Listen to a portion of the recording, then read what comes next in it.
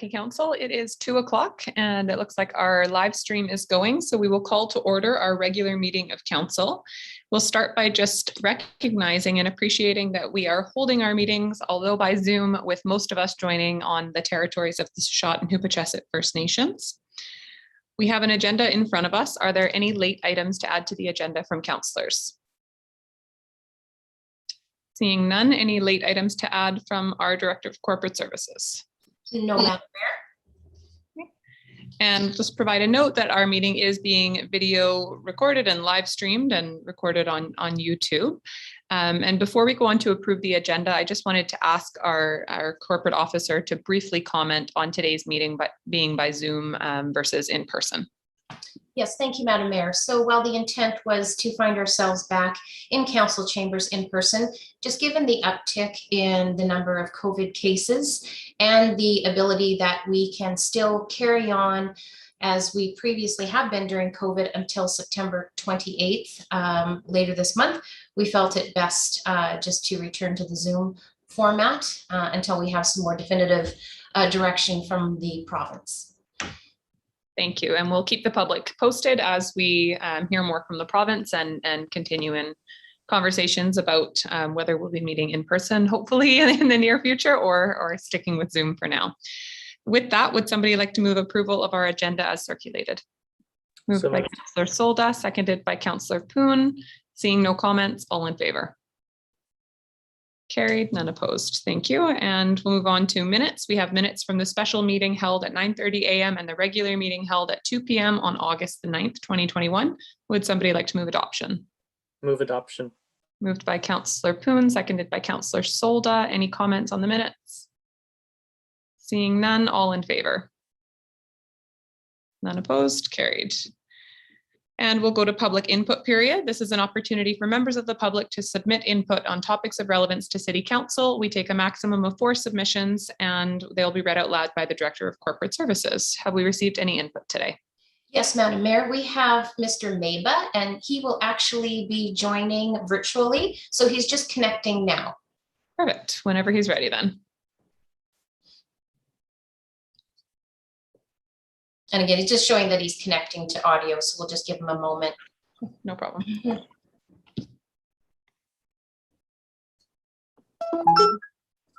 Okay. So Mr. Mfa, you're currently muted.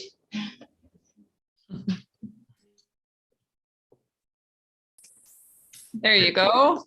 Thank you so much, John, for joining us today. I'm so happy to have you here for public input, and we will turn it over to you. And just so a heads up, we give 3 minutes, up to 3 minutes for people to speak in public input. So whenever you're ready. Thank you very much. Yes, Mayor and Council, I'm pleased to be able to speak with you as the chair of Cycle Alberni. And I'm speaking today because the city engineer is going to be presenting you with some options for some changes to a couple of the intersections in Port Alberni. And he'll obviously speak later about that. But I just wanted to mention that he did come to Cycle Alberni with the diagrams and the narrative of what they were thinking of doing. And our committee reviewed them, and the options that he is going to be presenting today are the ones that we were in favor of as well. And so I was very pleased that we were able to have input on that.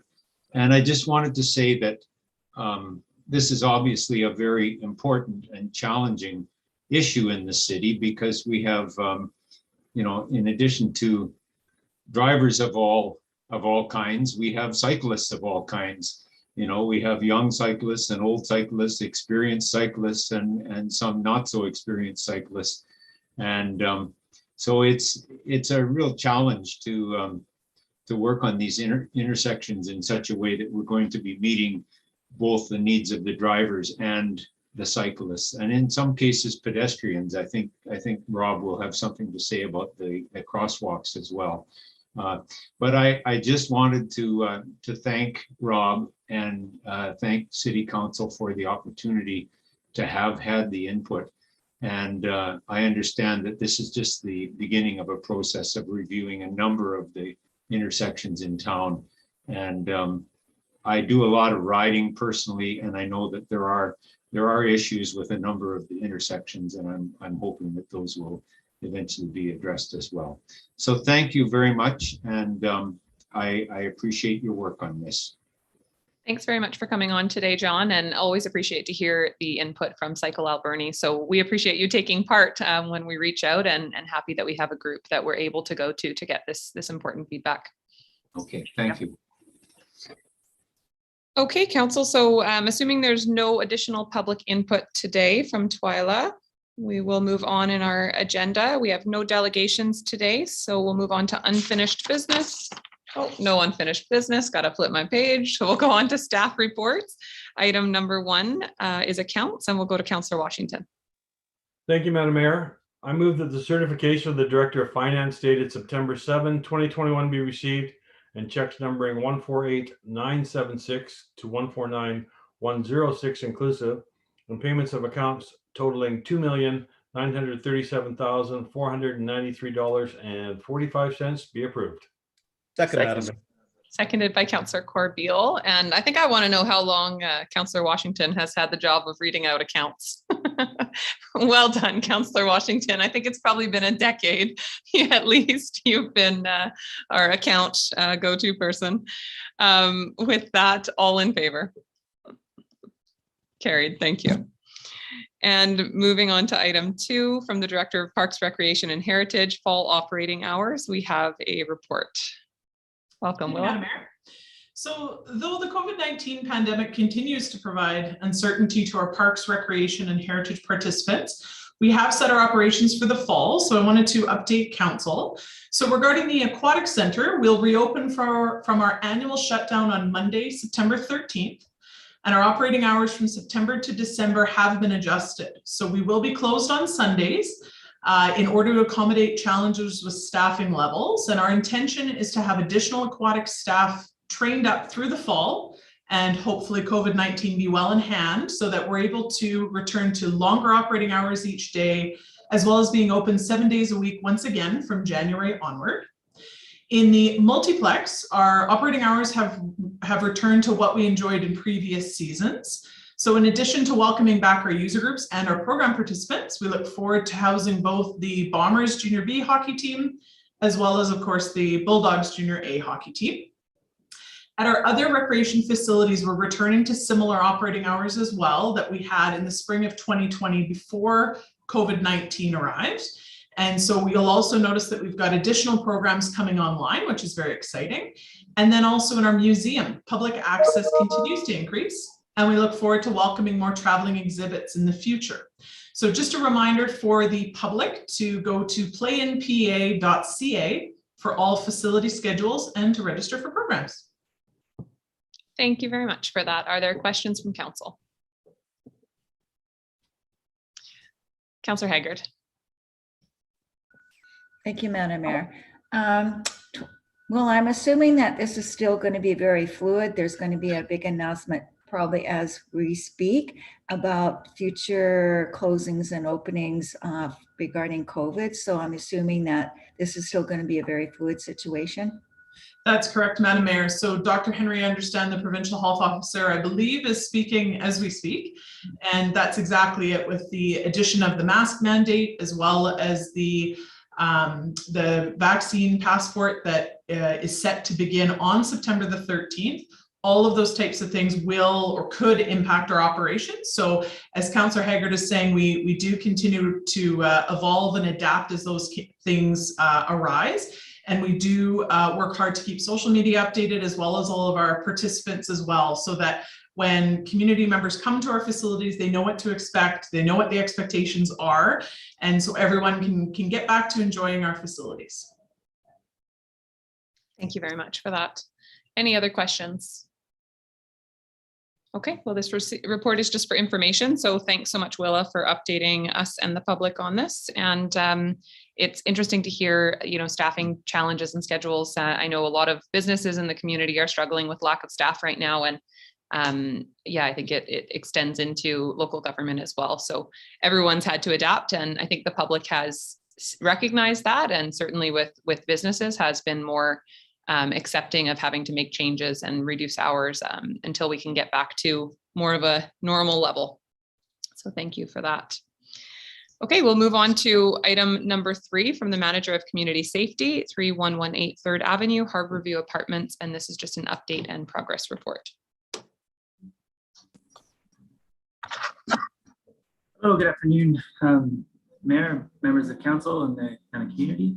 So this is an update about concerning 3118 3rd Avenue.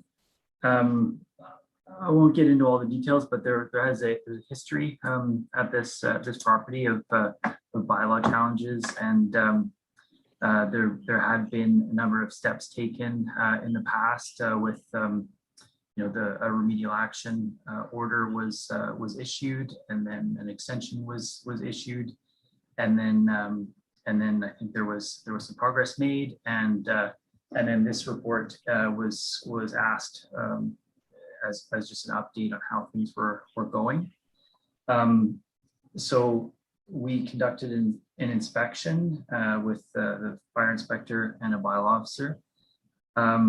I went as well, and was interested to meet with the one of the property owners and the property manager.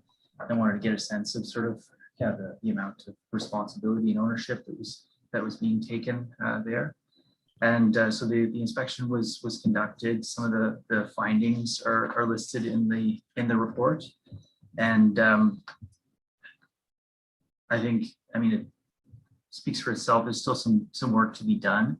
However, I understand from reading through the history that there has been a lot of progress made on the part of the owners, and that progress has had a positive impact on the number of calls for service and the impacts to public safety teams. However, there's still some distance to go before that building is in compliance with some pretty key safety bylaws. So we will be following up with this property owner, and then I think this is a good example for me as far as being new to this position and new to this community of just sort of some work that I'd like to do in clarifying expectations on the part of property owners, and trying to set that even playing field going forward, so that people know what is expected, and we can work with them to meet those expectations. I'd be happy to answer any questions. Thank you very much, and appreciate this being brought forward. I know that when we took the last step on this property, we did ask that it not be forgotten about. I think it has never quite gotten to that level that council and the community would like to see it at, but recognizing that it has made some significant improvements since the remedial action order was originally put in place. Are there questions from council on this? Councillor Solda, and then Councillor Haggard. Well, it definitely looks much better. My worry is being much better. What will happen as we go along through the future? It normally goes back to where it was, where we have to complain, get on the owners to get it cleaned up. And the best time it was when it was brand new. It looked great. And it's never looked great since. And I think I'll just echo your comments probably on behalf of all of council that it is looking better, but it is certainly not in an acceptable state. So Councillor Haggard, and then I have Councillor Corbeil. Thank you, Madam Mayor. I'm very happy to hear that the number of calls for service have been reduced since our original order went out. However, I'm still concerned about their failure to address the issues, and they haven't complied with what we want to get fixed. You've stated failure to address outstanding items may result in violation tickets being issued. They've already failed to address these items. So I think we need to take a much harder stance. I know we want to work with these landowners, but at the same time, they've had more than ample time to fix these issues, and they have fail to do so. So I would like to see us take a bit of a harder stance and say, we're going to start ticketing starting tomorrow. Thanks. Thank you. And wondering, Chris, if you want to just speak to enforcement and ticketing and where we're at with that. So through you, Mayor, any of the violations that were found during the inspection, we can still write tickets on those up to 6 months from the date of gathering that evidence. And then we can also follow up with further inspections. Okay, thank you. And Councillor Corbeil. Thank you, Madam Mayor. Chris, you mentioned you toured the facility with the property manager. Do they have a on-site full-time property manager? And if they don't, do they have any plans to get one? Through you, Mayor. My understanding is that that property manager is shared between a number of properties, and that person isn't full-time on the property and is just on the property in sort of a as needed or as requested by the property owner. Okay, thank you. Thank you, Councillor Paulson, and then Councillor Solda. Yeah, actually, there's a number of safety issues on your list there, Chris, that have not been addressed. And I know that you're new to the position and developing a relationship with the owner and the manager. I would suggest that we actually set some hard dates and goals to meet, especially the safety issues. We need to be fairly robust on this property. Once again, historically, briefly, the property goes through highs and lows. The highs happen when city council or bylaw really takes a hard stance with the property. And I think regular inspections, some hard dates to accomplish some of the goals to get to the safety aspect at least are in order. And maybe you could look into that and report back later. Thanks. Thanks for that, Councillor Paulson. And my apologies, something is happening with my camera and my internet keeps freezing. So looks like it's working again now. Councillor Solda. Yeah. Wasn't the property owner supposed to be having a manager that was going to live on site? That's why they were going to put cameras in and do all this stuff. I thought they were. And also just one other comment too is that's not the only property in the city that has some issues just in that area. So, but let's get this one done and let's move on to the next ones that are in that area. So, but I thought they were supposed to have cameras, Madam Mayor. They did speak at length to us about installing some heavy duty cameras, and then they did talk about managers. I can't recall if they said the managers were going to live on site or if they were going to be active managers at the building. So I don't remember on that, but I do know that they talked a lot about change in management and stepping in and running it differently. So it's like I said, and I think council, everyone is just kind of back and forth on the same thoughts. Is we appreciate that it's made some progress, but it's certainly not where we want it to be. And I think that's what we're hearing from staff as well. So I think we're all on the same page. There's a lot of work to do still, but it's not at the point it used to be. Okay. Any other comments, questions? Okay. Well, Chris, thanks for the work that's been done on this. I know this has been a big file just to get it even to this point from our previous manager, yourself, and bylaw staff, as well as others within the city. So appreciate that there's more work to do, but we're happy to be seeing more regular improvement on it. Thank you.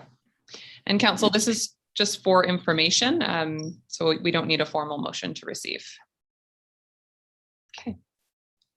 Okay, so we'll move on to item number 4 from the Director of Engineering and Public Works. We've got intersection safety improvement options. Welcome, Rob.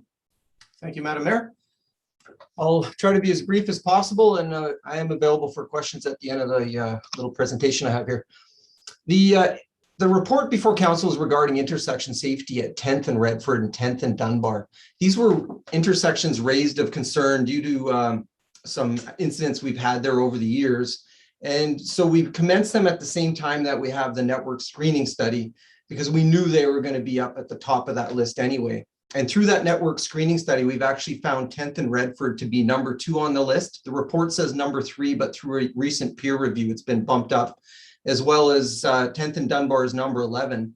The challenge with that, though, is both, when considering the fatalities in those incidents, they are both leaders for investigation as we look at the 15 intersections of most concern in our municipality.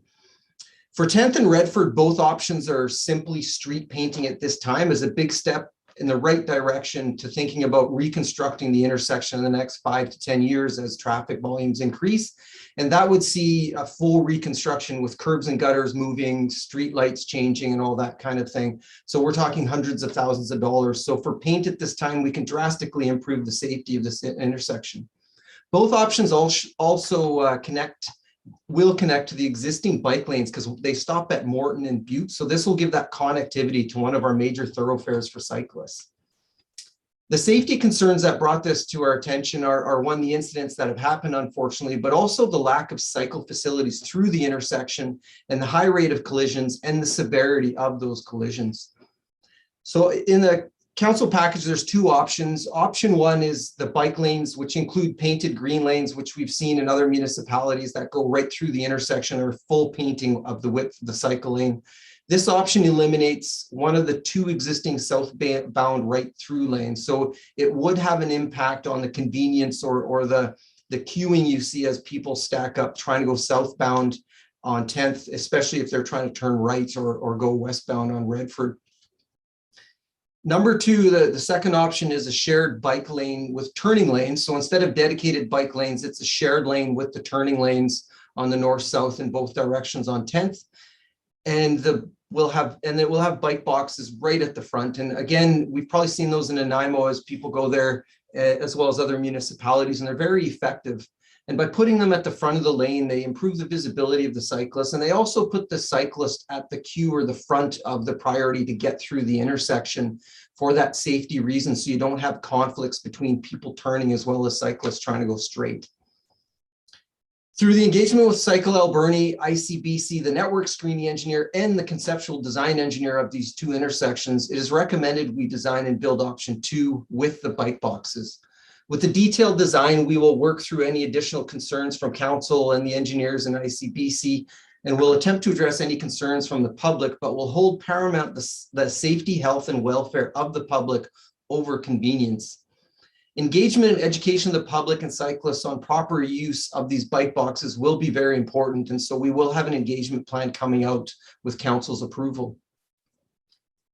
For the 10th and Dunbar, which is a bit more intensive construction program rather than just painting, both options will include rapid flashing beacons, or RFPs, to replace the pedestrian sign, as well as improved street lighting, because there is an additional street light we're looking at placing there to light it up a bit more, as well as the dedicated bike lane similar to what we just talked about at Redford.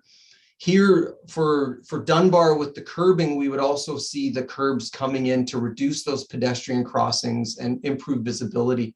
We're also looking at improvements to the dip, as the locals like to call it, where cyclists going down the hill can keep up with traffic, but then they get to the other side and they start slowing down. So we're looking at a kind of a egress or a exit break in the curb so they can pop onto the sidewalk with proper signage and reminding them to cycle slow, especially when pedestrians are on the sidewalk.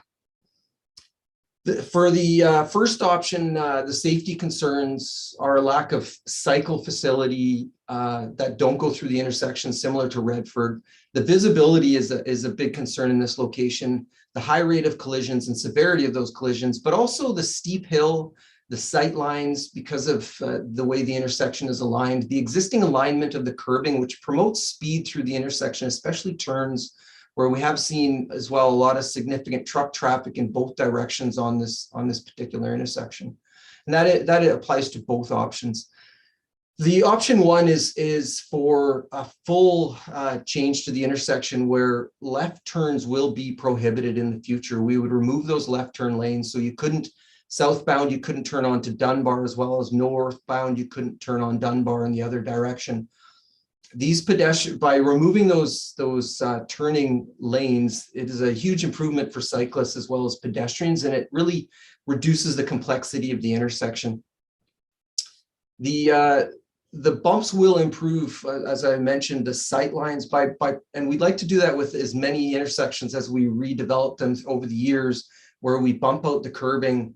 And so the pedestrian crossing is a lot shorter. And when a pedestrian steps off a curb, that is when they're in the risk zone. So the shorter that can be, the better, as well as by pulling those bumps out, you can see the pedestrian better than if there's, say, a parked car and they're stepping out from behind a parked car, and then it's basically react instantaneously. So the bump outs provide a lot of different benefits to the way some of our intersections are right now. The other thing we would do with this is painted as the other one is green through the intersection for the cycle lanes. As mentioned, with the prohibited left turn lanes, we would see some stress pushed because those trucks and other vehicles turning on Dunbar, for the most part, by traffic volumes, are then going down Anderson. And so then they would have to go up to Argyle to turn left there and then go to Anderson. So we would look at that intersection in the next couple of years. And we have looked at different options, be it a realignment of lanes, signalization, roundabout, and through the detailed design and looking at the grades and that, we would flesh out what would be needed at that intersection. Option two is similar to option one, but it maintains that southbound left turn lane, which is the dominant turning. There's a lot of people turning left on Dunbar, as I said, to Anderson, whereas the reciprocal or opposite movement heading northbound, turning left to go west, does not see a lot of traffic, as there's a lot of other options for people to use to do that left turn at Argyle and other ways to get in that direction, whereas Dunbar is a shortcut, and Dunbar is a local road. So by seeing that truck traffic and all that volume on there, it's a road that was never designed or meant for that traffic, especially with residential houses along there and the narrower road. Through engagement with Cycle Alberni, ICBC, the network screening engineer, and the conceptual design engineer, again, it is recommended we design and build option one, and this is focusing more on the safety rather than the convenience. And through the additional concerns of council through this meeting today, as well as the engineers, as we look at detailed design, and the public, especially concerning parking on 10th, which will be impacted, we will try to mitigate as many of those concerns as we have. But that specific design is the proposed, it has more benefit, I would say, than option two. And that's why, through review with all these different parties, that's why we're proposing that one. So with that, we are requesting $55,000, not $65,000. That was my error. The total project cost is still $155,000 with the existing funding we have in the budget already. And that is what we're requesting today, as well as approval to proceed with the design and construction of the projects. If there are any questions, I'm happy to answer them. Thank you very much. Really appreciate seeing these options, and yeah, I think they really make sense, and glad to hear more of the background of how we got to it. Are there questions from council? Councillor Paulson. Yeah, just wondering, just while we're talking about the cost of doing the intersections, is there any chance that ICBC may partner with some costing on this? And my second question is, what intersections were identified as number 1 and number 2?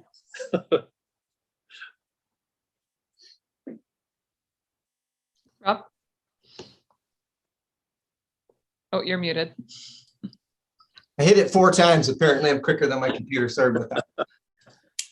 Surprising actually to ICBC, as well as Ministry of Transportation and others, most municipalities, that's the highway running through with the highest incidence or the highest concern. Ours is Gertrude and Roger, highest intersection. It sees 19,000 vehicles average per day, and it is our number 1. Our number 2 is 10th Avenue and Redford. So that this is a good project to proceed with at this time. Our highest, just in case anybody wants to know, our highest amount of volume is Gertrude and Johnston Road, as we would expect, at 30,000 vehicles a day. Okay, thank you. And I think Councillor Paulson asked as well if there's a chance ICBC will participate in some of the funding for this.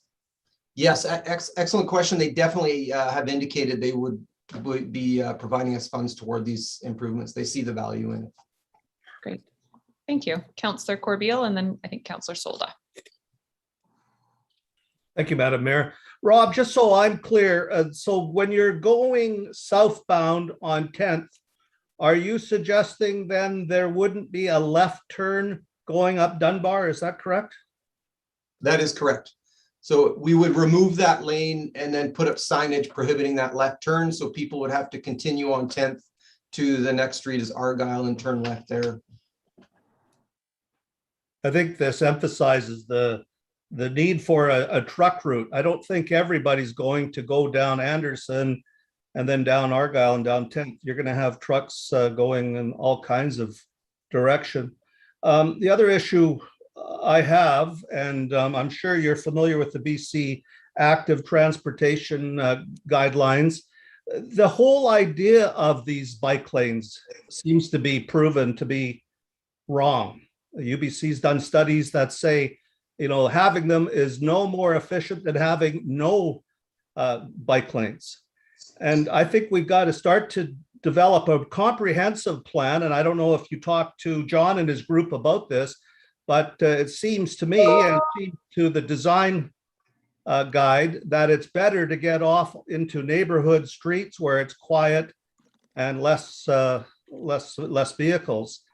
And yeah, I mean, I could live with these green things across intersections for a few years, but I think, and I do ride a bike quite a bit in the city, and I think riding down 10th Avenue is not the right thing to be doing in the first place. If I may, Madam Mayor, there are a lot of studies out there indicating that some cities have gone very proactive or assertive with their bike lanes. And a lot of times they haven't looked at other facilities, for instance, multi-use paths, which then incorporate everyone, whether you're a rollerblader or somebody with the motorized assistance or whatever you may have, as well as it provides by having a separated path system, a lot more safety or perceived safety for a lot of residents. So they would say you would go cycling with your 6-year-old on that quicker than you would with a bike lane, which plays in really well that we, I believe, have received a $20,000 grant to support our OCP this year for active transportation. So we have an active transportation plan which focused pretty strongly on bike lanes, and we want to expand that and talk to the community about what would you like to see, because what we see for bike lanes right now on a lot of our arterials, for arterial connections for cyclists, does actually make sense. But as we look at expanding that network and look at other streets, there are a lot of opportunities, especially when you look at near school zones, to put in multi-use paths instead, as kids tend to gaggle together, and it gives them that opportunity to walk safely or cycle safely on a multi-use path rather than expecting them to be using a bike lane appropriately. So we're going to have that opportunity this year to revisit that. So it's a great opportunity. Thank you, Councillor. Thank you. And I think that's a fantastic point. And Councillor Paulson, or Councillor Corbeil, sorry, your comments about, you know, this, we need these for now, but hopefully there's a better option coming down the road. I mean, and I absolutely would not take my 6-year-old riding on one of our bike lanes, but I will when we have a multi-use path. And I hope that we'll have more options to safely get around the community for people of all ages and all abilities in the coming years. And these are great options for now. We need to make sure that the cyclists that exist in our community can be as safe as possible. And I think these are great options to make that happen. I appreciate that we're focusing on safety rather than convenience. I think that's a really important, you know, high level value that maybe hasn't always been there in the community. We have focused a lot on convenience in the past, but hopefully we will be able to build a more comprehensive plan for moving forward. Councillor Solda. Interesting. I agree with Councillor Corbeil on everything he has said, and yourself. I remember when they first came in, I was very boisterous. Why do I need a bike lane? Because my kids and I, we used to go biking and it'd be on the side or the sidewalk.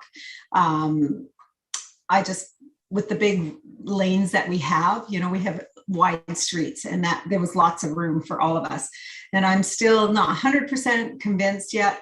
And I look at my worry is there's a lot of upkeep on these bike lanes. They fade. And I actually asked, why do they fade comparing to the white lines in the middle of the road or the lines in the middle of the road? And it's because people drive over them all the time. So it's the wear and tear of that paint. So it was just, and the upkeep was big. The other thing too is I have no problem with the green on the intersection and stuff like that. But again, it's going to be upkeep. We're going to have to keep painting. And I think there has to be another way to go forward. But during COVID, I've noticed more and more people are buying electric bikes and they're using that. So they don't have to worry about going uphill because the electric bikes will take them up. And I noticed that even my own staff are buying electric bikes. So maybe in the future I could see going, oh, maybe I was wrong, and but I just wanted to share those thoughts with you on that. And thank you, Madam Mayor. Thank you. And electric bikes probably add a whole other level of complexity to bike lanes and versus multi-use paths. So yeah, it's a changing world for sure. Are there other questions or comments? Councillor Paulson, and then back to Councillor Corbeil. Councillor Paulson, you're muted. I guess I muted myself. Rob, this is way out in left field, just sitting here looking at the diagrams. Did any talk ever go around to making Dunbar a one-way street westbound? We actually discussed making it either a one-way street or actually closing it and cul-de-sacking it. Again, the cost and engagement is something to consider in the future, but we would definitely need to talk to the community. There's quite a few people who use that, for instance, to get their kids to school. The locals, how they get around, like people who actually live on Dunbar, the neighboring streets. So a lot more engagement would have to happen with them. But we did have the discussion. It is just very costly. And one player in that would be very important is emergency services, to understand what their needs are as well. Thank you. Councillor Corbeil.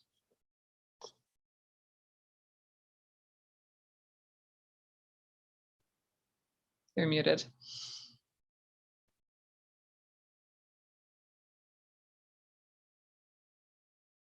How's that? That's better. I don't know. I touch a button and all hell breaks loose. Rob, it just dawned on me. The bike lanes actually end on Argyle when you're going south to north down the dip. What's the plans there? I've often thought that would be a good place to get off at 10th Avenue, go up to 11th, go down 11th, and then you've got that big grassy field where you could put a meandering path down to the sidewalk there. I'm sure you're aware that the actual bike lane does end at Argyle Street, correct? Yes, I am. And we would continue the bike lane from there through to this intersection, similar to what we've proposed at 10th and Redford. The thinking about it, as you had mentioned, other routes as well as quieter streets is definitely like a full picture as we go through this year with the OCP to talk about how people actually move on cyclists. Because just like drivers, they like to take the shortcut, but a different thing for them is they worry about hills. So sometimes you'll go an extra kilometer to avoid a big hill because it's quicker. And so looking at that with the cycling community, we'll talk about other routes, and then potentially in the future, we could see some of these changing. Again, for Port Alberni, with a lot of the sharrows that we have where it's just a shared road with the shared chevrons and the cycle, we have a lot more opportunity to change this in the future. But I would strongly guess that, and I shouldn't say guess, but I'm fairly certain that 10th will be still a major commuter route for cyclists. But talking with them is potentially Anderson could be a connection, and then they go across 10th and back up to Anderson or something like that. So there, and 6th Avenue, there's a lot of quiet streets. So it'll be a good conversation this year. Thank you, and I look forward to that. Thank you. And I'm fully supportive of the options that are being recommended to us. My only concern is if we close off Dunbar to left, or 10th Avenue to Dunbar left-hand turns, and it very quickly backs up 10th Avenue more significantly than we are thinking about. That four-way stop functions pretty well at 10th and Argyle, but how far are we out from being able to make some improvements to that intersection if the impacts of this change are too significant? It is if we can do these changes this year, which I don't think we're going to be able to do because there's so much curb work in that, and our crews are very busy, and it's already September. I would say if we started designing, like we can do it all in a year if we're pushed to that intersection, but ideally we would start designing that intersection next year, which is I intend to put in the budget, and then we could build either late next year, or potentially the year after. So we could do it very quickly.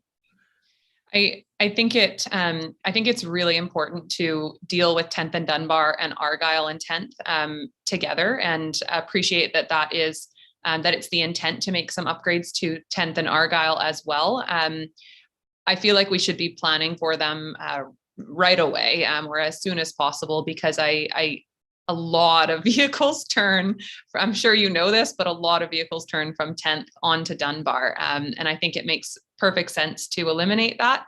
I just think we're going to really hear from the community if we're not already working on a plan for 10th and Argyle as a result of the changes of the impact of the changes at Dunbar. So I don't know if you're already working on it, that's great. And if you're intending for that to be in the budget next year, fantastic.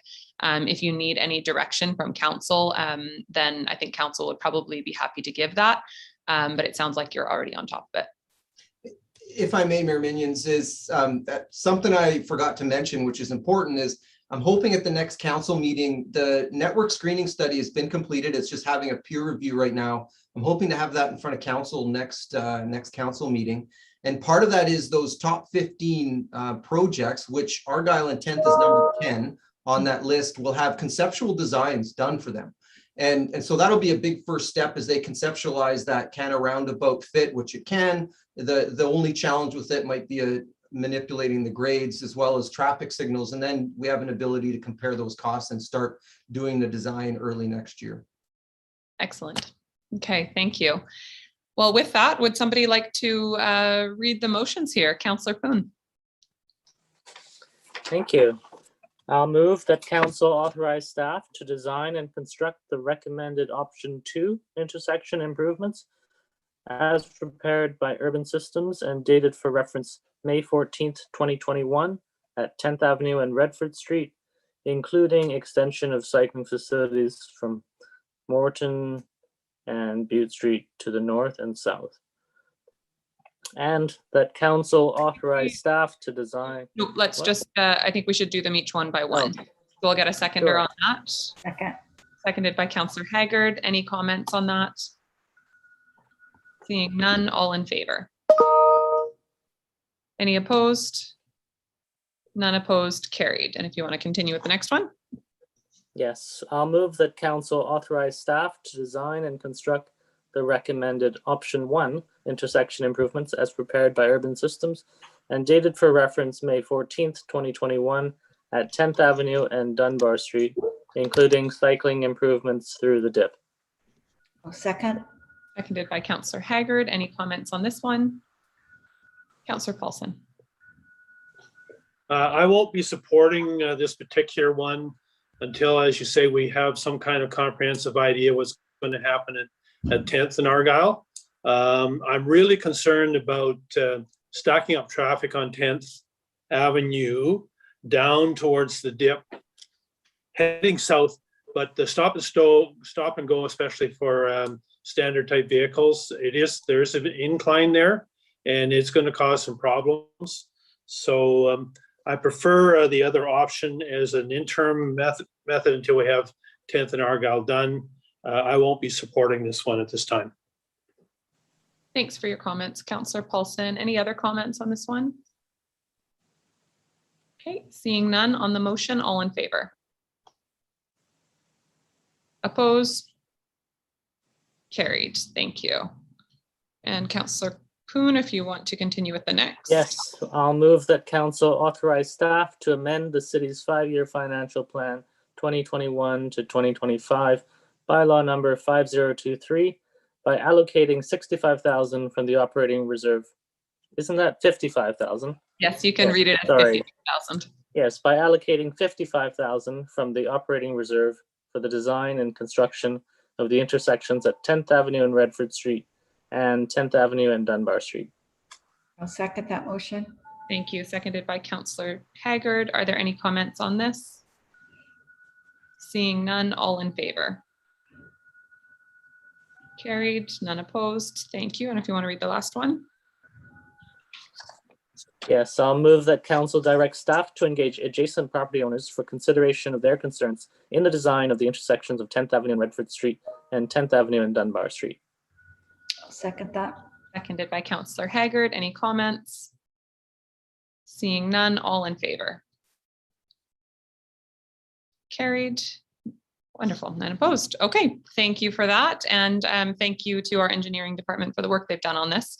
I think especially starting with those two intersections, given the fatalities that have happened, and especially you know, the age of both of the fatalities, I think is important. And although I share some of Councillor Paulson's concerns, I think it's really important to get started on them and then keep moving on the rest of them. So happy to have that work done and appreciate that it was brought to us quickly after asking.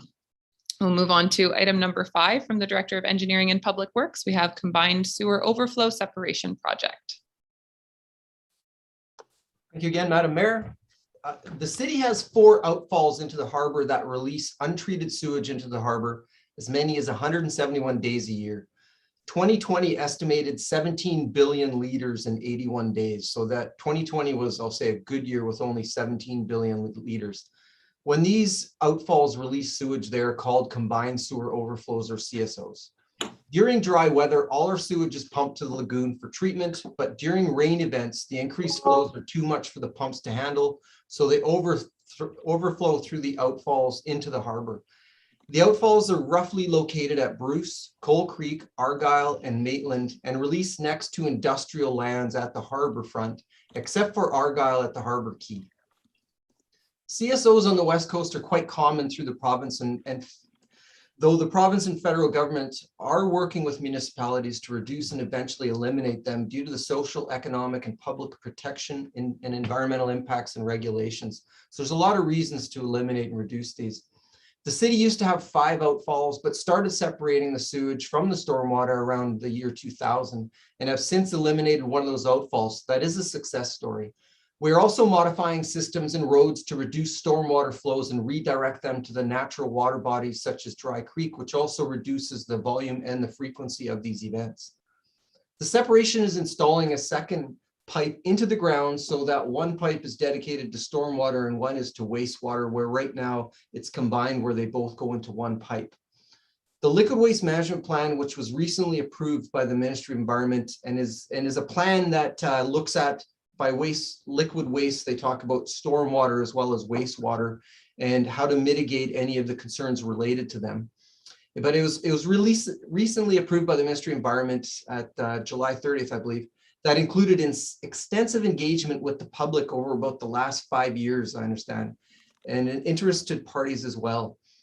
This liquid waste management plan commits the city to eliminate CSOs in the next 50 years at a total cost of $65 million, or $1.3 million per year, or 75 kilometers of pipe total over the next 50 years to separate, which equates to about 1.5 kilometers per year. We are asking council to approve procurement of a consulting engineer to prioritize the projects for that funding. That would take some time. So in the interim, we are proposing in 2022 that we start the design for the Argyle system, since Argyle has the largest flow of the CSOs. And we would look at Argyle Street from 1st to 3rd, as we actually started the separation, I think several years ago, from Kingsway to 1st. So it's just ready for us to connect, as well as 6th Avenue in Redford, which also goes to the Argyle combined sewer overflow. And that would also help to mitigate upstream development. Another project we would look at is in the Coal Creek separation area. We would look at, because we've done the spine up Melrose, which is the main trunk, and now we have to do all the side streets. So we would look at a street that would be the highest priority for the amount of catch basins or stormwater that it collects to keep reducing those flows and the incidents of the CSOs happening. We may not be able to commence construction of these projects until 2023, given the engagement, the design that has to happen, as well as trying to tender earlier in the year so we get better prices from contractors. These projects will focus on separation priorities and have value-added opportunities by replacing older infrastructure and supporting increased flows from growth. So the 3 projects that we're proposing in the interim are high on the list anyway, so it's a good bet that we would make them a priority regardless of the engineer doing their full study. Current regulations in the liquid waste management plan also obligate the city to track the frequency and volume of the release events and notify the public for their safety, as well as we need to report that to Environment Canada annually. To achieve that, we're asking for funds to install monitoring equipment and signage at the 4 locations. We also intend on creating a web page to track the events and enable the public to see when and where events occur, as well as inform them about the concerns and what the city is doing to improve the situation. Also, as this project evolves, the web page will trend our decreasing releases to the harbor as we keep separating the project. So it will be a good story. As going from 5 CSOs to 4 is, we will continue to see that momentum build. With that, if there are any questions, I am happy to answer them from council. Thank you very much. Are there questions from council? Councillor Paulson. Through you, Madam Mayor, to Rob. I know that this will probably come out of the consulting process and everything, but I'm just wondering, everything comes down to talking about money, right? And to your knowledge, is there a possibility of infrastructure grants that might offset some of this costing moving forward? And I'm like I say, through the consulting process, they'll probably look at the funding sources as well. But I'm just looking at any avenue that we could do to reduce costs. Thank you, Councillor Paulson. There's definitely some opportunities for grant monies over the years, especially looking at it hits all of the targets with public health protection, environmental protection, and upgrading existing systems. There's many municipalities in BC looking at the same situation, and it is becoming more of a priority, I think, with the province going into the future as they've addressed some of the larger CSOs in the province, such as Victoria. So we'll see this, see the funding focus on smaller municipalities, and I'm assuming because the larger municipalities for the most part have been dealt with. So we're hoping to see more funding for that. Thank you. Other questions or comments? Okay, well, I just want to say, I think that this project like this and committing to an ongoing program where we are, reducing the amount of days that we are having the combined sewer overflow situations is of the utmost importance. I was actually really shocked to hear the amount of times that this is happening. And I don't think probably the general public is really aware of how that system operates and how many days a year we are in a situation where we have heavy rainflow and we're in this position. I think back to a couple of years ago where we had a period of a couple of weeks where there were high E. coli levels in the inlet, and I think Canal Beach at the time was closed, and there were other swimming areas that were closed as well, and everyone was talking about where that issue could have come from, and it could have come from our own system. So I think that to me just highlights the importance of committing to this work and doing it as quickly but sustainably as possible. Obviously the benefits make complete sense, but it's something that we've been talking about certainly for the amount of time that I've been on council pretty regularly, is as we're doing other sewer and infrastructure projects, that we are separating our combined sewer overflows and sewage lines, and but we've never really proactively done it. We've done it as an opportunity when other work was being done. I'm really happy to hear that we're looking to now proactively do it. And fully supportive of moving forward, as it's a really important piece of our infrastructure. My only question is, the first piece of our motion, we've got to allocate an annual expenditure of $1.3 million starting in 2022. Is that intended to come out of sewer fees? And would we be, I know this will be talked about at budget time, but would that come out of sewer fees, and would we be intending to to increase sewer fees to accommodate that? Or would it come from gas tax? Do we have a plan for that yet, or will it be discussed at budget time? I can start, but the Director of Finance, if he can chime in as well. It will come from sewer fees, as it is part of the utility rate. The costs, it will be debated, I presume, through our 2022 5-year capital plan or financial plan coming up. What that looks like, how it impacts our future fees, I can't say. I'd have to defer to Andrew. Well, hi, Andrew. If you have any information you can provide, that would be helpful, and recognizing that we'll be discussing it more at budget time. Absolutely. Madam Mayor, so what I think as we go through the financial planning process, we'll bring forward what a $1.3 million commitment would be as far as fees moving forward. As mentioned by Councillor Paulson, we'll look at every opportunity to provide grant opportunities as they come up, but this will come from the sewer fees, and it will reflect any increases year over year. And council will consider what's the best path and then move forward as far as our annual utility fee increases based on what is needed for the capital improvement and operations of the system. Okay, thank you very much. Then council, would somebody like to read the motion?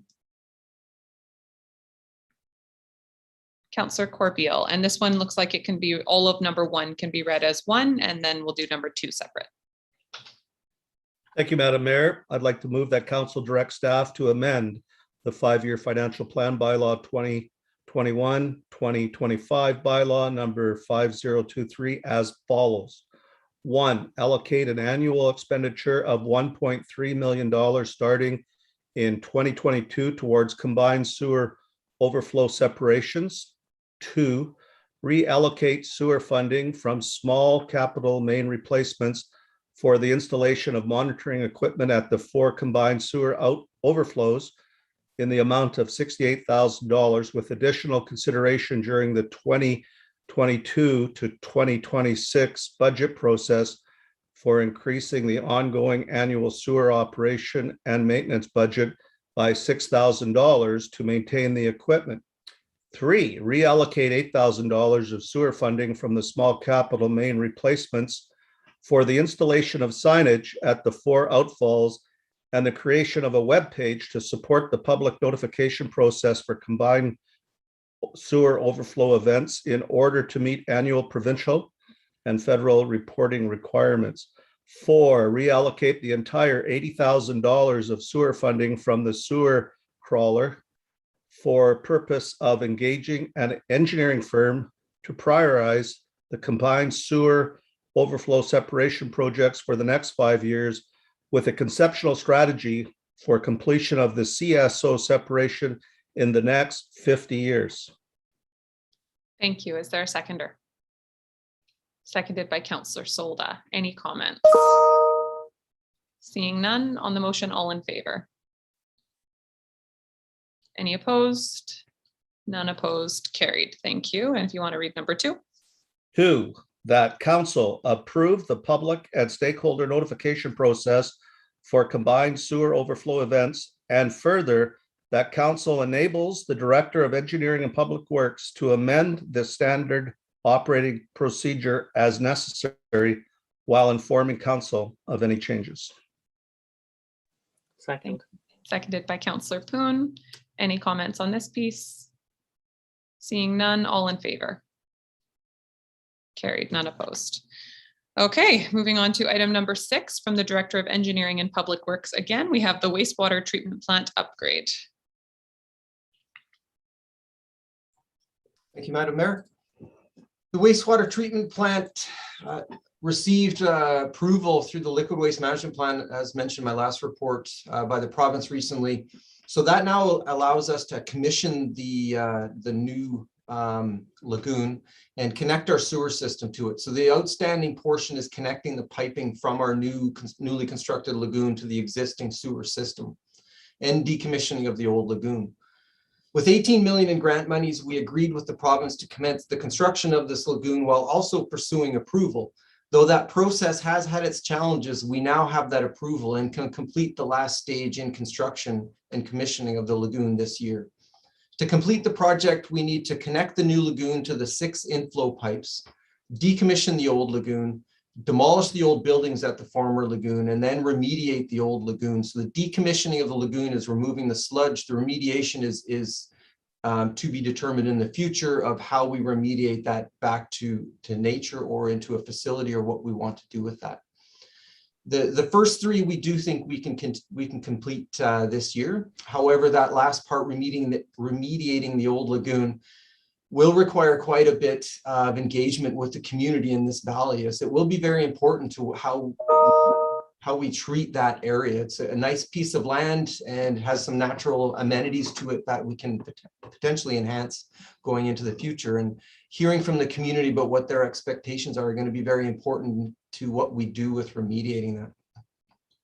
Due to the delays from COVID for materials and personnel, unforeseen requirements resulting from seeking approval during construction, engineering and re-engineering some aspects as approval occurred during that construction process, the connection of the new lagoon and the remediation not actually being included in the original budget, we are asking for an additional 3.12 million today, for a total budget now for the lagoon and related works, including the liquid waste management plan, of 41 million, which is still less than half of the cost of Tofino's proposed treatment plant, which recently had been put in the paper for 84 million.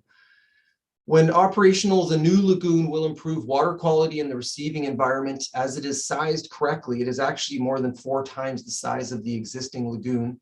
It has much better treatment, including the aeration, and it will now have UV, which our current lagoon doesn't have, as well as screening to ensure that things such as plastics, which would typically just float out into the ocean, will now actually be caught and taken to a landfill. Our new lagoon also has an outfall 800 meters out into the harbor, so it has a better opportunity to mix with the natural environment. And that construction of that was actually done with a lot of engagement with First Nations in the community, especially fisher folks, to make sure that we weren't creating something that was going to catch any of their fishing gear. Which was a big win with the community to be able to do that, as well as change the location of it to ensure we weren't in a specific location that was a good fishing ground or would impact any other type of fisheries. The new lagoon as well, with the new aeration as well as its size and its ability to manage the flows that we have here, will drastically decrease the odor, which will be a good impact for a lot of people who either live close to or have been privy to that in the past. With that, if there are any questions, I am happy to answer them from council. Thank you very much. This is one we've been waiting on for a long time, so really happy to see this project coming to a completion and hoping to be able to start it up very soon. Councillor Paulson. It's my rant. It's a project that's been going on basically in its inception for 21 years. My rant goes around the cost to communities and the cost to communities, not only like ourselves, but Tofino and other communities, through federal regulation that are being in a position to do this work. And the federal regulations have been quite fluid over the last 20 years and have added dramatically to the costs of finishing these projects. And to be quite honest, the federal funding has not kept up with the regulatory portion that they have imposed on communities. So that's my rant for today. I think there should have been more federal funding involved in this as regulations evolved. Each regulation, there was a cost, and I think the federal government should have said, well, we understand that there's an additional cost and we will help out with that cost, blah, blah, blah, in a certain area. So that's my rant for today. Once again, it's another example of regulatory, whether it be provincial or federal, being downloaded onto municipalities or regional districts. Absolutely. I think we will all echo that. And it is nice to have received about 50% of this total project cost in grants. That is significant. But that doesn't make it, any easier of a project to have funded. And I do think it's really important for us to look at the big picture of what other communities are dealing with. Because they don't have either the space or, the lagoon system set up. I think the Comox Valley sewage treatment facility is over $100 million. So ours at 41, looks pretty good. Tofino at 84. Powell River just had a very expensive one as well. So we are certainly paying significantly less than other communities in, our vicinity. But again, that doesn't make, a roughly $20 million project cost to us any more attractive. But just, I think, important to look at the grand scheme of what other communities are paying, and certainly to look at the huge benefits of this project that will really be built for the future of our community. Are there other comments? Councillor Washington. Thank you, Madam Mayor. Two things.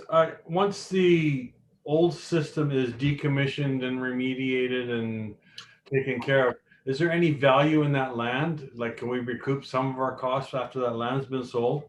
And my second question is the purity of the effluent that we are discharging into the canal. Is it pretty much just straight water at the end of the day? The existing system right now at times doesn't meet the regulatory release requirements on several criteria. And part of that is the volume that we get in the winter because we have so much stormwater going into it, and it's a fairly small lagoon. The new lagoon, regardless of those stormwater flows, will meet the requirements of the various levels of government in the future. So the new lagoon will have a far better effluent going out into the harbor. The existing lagoon actually releases, I think it's called Nupsy Creek right there. I'm not sure I would call it a creek. It releases right into that goes right into the SOMAS, where this new outfall is 800 meters farther out. So that will drastically improve right at the mouth of the SOMAS. Talking with a fellow who does a lot of the monitoring there is where there's a lot of low dissolved oxygen levels, which can kill fish. And so this will push that quite a bit farther away. So it will drastically improve that as well. The other thing I should really note is the size. And I don't know if a previous engineer has said this, but with that size in the summer, we can really mitigate when we release it. So we can hold it during the tide when the tide's coming in so that it's not released into the harbor and going into the SOMAS. So we can just release it during the tide leaving, like going towards low tide. And that's a huge improvement. And we're going to monitor that in the future. And we have some good data. Again, Shashad has done a lot of monitoring Catalyst, and we've done some in the SOMAS area estuary. And as we do that in the future, I anticipate seeing some drastic improvements on all of these water quality parameters. Fantastic. Thank you. Any other? Councillor Haggard. Thank you, Madam Mayor. I know it's going to be very difficult for the public when they see how much this project has gone over budget, but you have to relate it to, like, if you're building a house. Everybody who builds a house, they always go over budget. Things happen and you incur more costs than what you anticipate that you will do. But at the end of the day, this is going to be a great project for the community, for environmental concerns, and for First Nations concerns, for community concerns. So at the end of the day, it's still a good project, even though it's gone over budget. Thanks. Thank you. And I think it's important to note how much the scope of the project has shifted over the years, like Councillor Paulson said as well. The original project cost may have been lower, but we are getting a better project now as well, one that will last and suit the community into the future. Councillor Haggard, would you like to read the motion?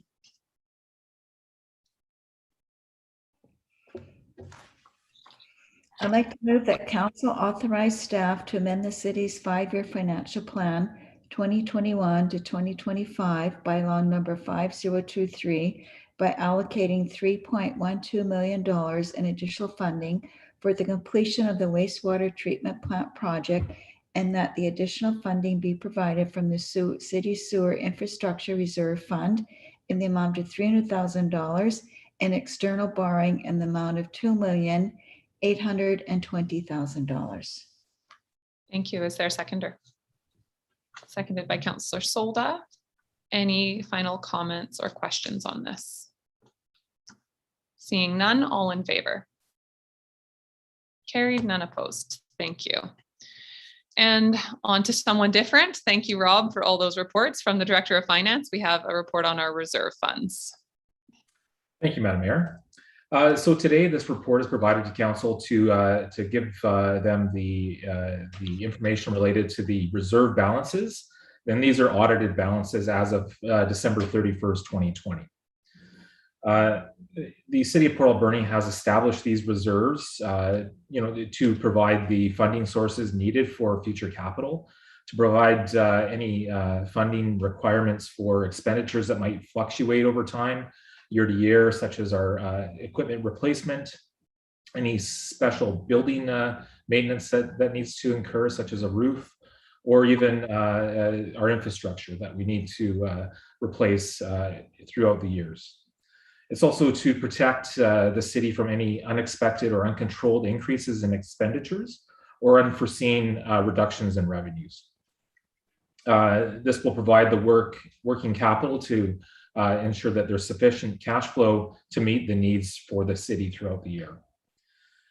So the reserves that are created within the city's financial structure are statutory reserves, reserve funds that are for specific authorized purchases or programs in the community charter or by city bylaw. General and non-statutory reserves that are a combination of budget allocations, such as the equipment replacement reserve or surplus funds from the transfer from prior year of unspent funds. And just noting that in the past, we might have presented the development cost charges as a reserve account, but in fact, for the public sector finance accounting standards, it's actually considered a liability, but we do have about 1.76 million in that fund. So this report is provided to Council to look at and review as far as what we need to do as far as expenditures throughout the financial plan and any amendments that we make in the year. Thank you. Are there questions from Council? Okay, seeing none. This report is just for information, but thank you, Andrew. I think it's great to see an overview, and certainly that last page that really breaks down the numbers is really helpful to see as well. With that, we will move on to number 8 from the Director of Finance, Capital Project Financing Options. Yes, so thank you, Madam Mayor. This report is also provided for information purposes, just in light of upcoming budget implications and amendments that we do make in the financial plan. It's important to understand what Council can consider as far as financing any capital projects. So this is to provide, for large capital projects, and they usually involve some debt or some financing to undertake when they're large in scale, like the lagoon. Council needs to consider the term, any cost minimization, any availability of funds to service the debt, the equity and cost allocation for a service. So if it is a sewer project, those funds will come from the fees and services charges that we have for sewer and water. Also the timing and type and term of the financing. So it's important to consider how long that capital project or capital asset will be in its useful life. So your debt should match that lifetime of that asset at minimum. Considerations also should include current and future interest rates. Currently, the Mfa BC provides a very, very competitive rate. Short term is 0.94%, and our long-term debt is under 2% right now. So some excellent rates based on the performance of all the municipalities in British Columbia. Any availability of our reserve monies. As I mentioned, the lifetime of the asset, revenues and cost savings from a capital asset. So sometimes you might see better performance financially if you have an asset that's functioning correctly. And there is some more considerations as far as assets that might have more operational costs, which we will see with our sewage lagoon based on the increase in treatment and standards that are required for that new lagoon.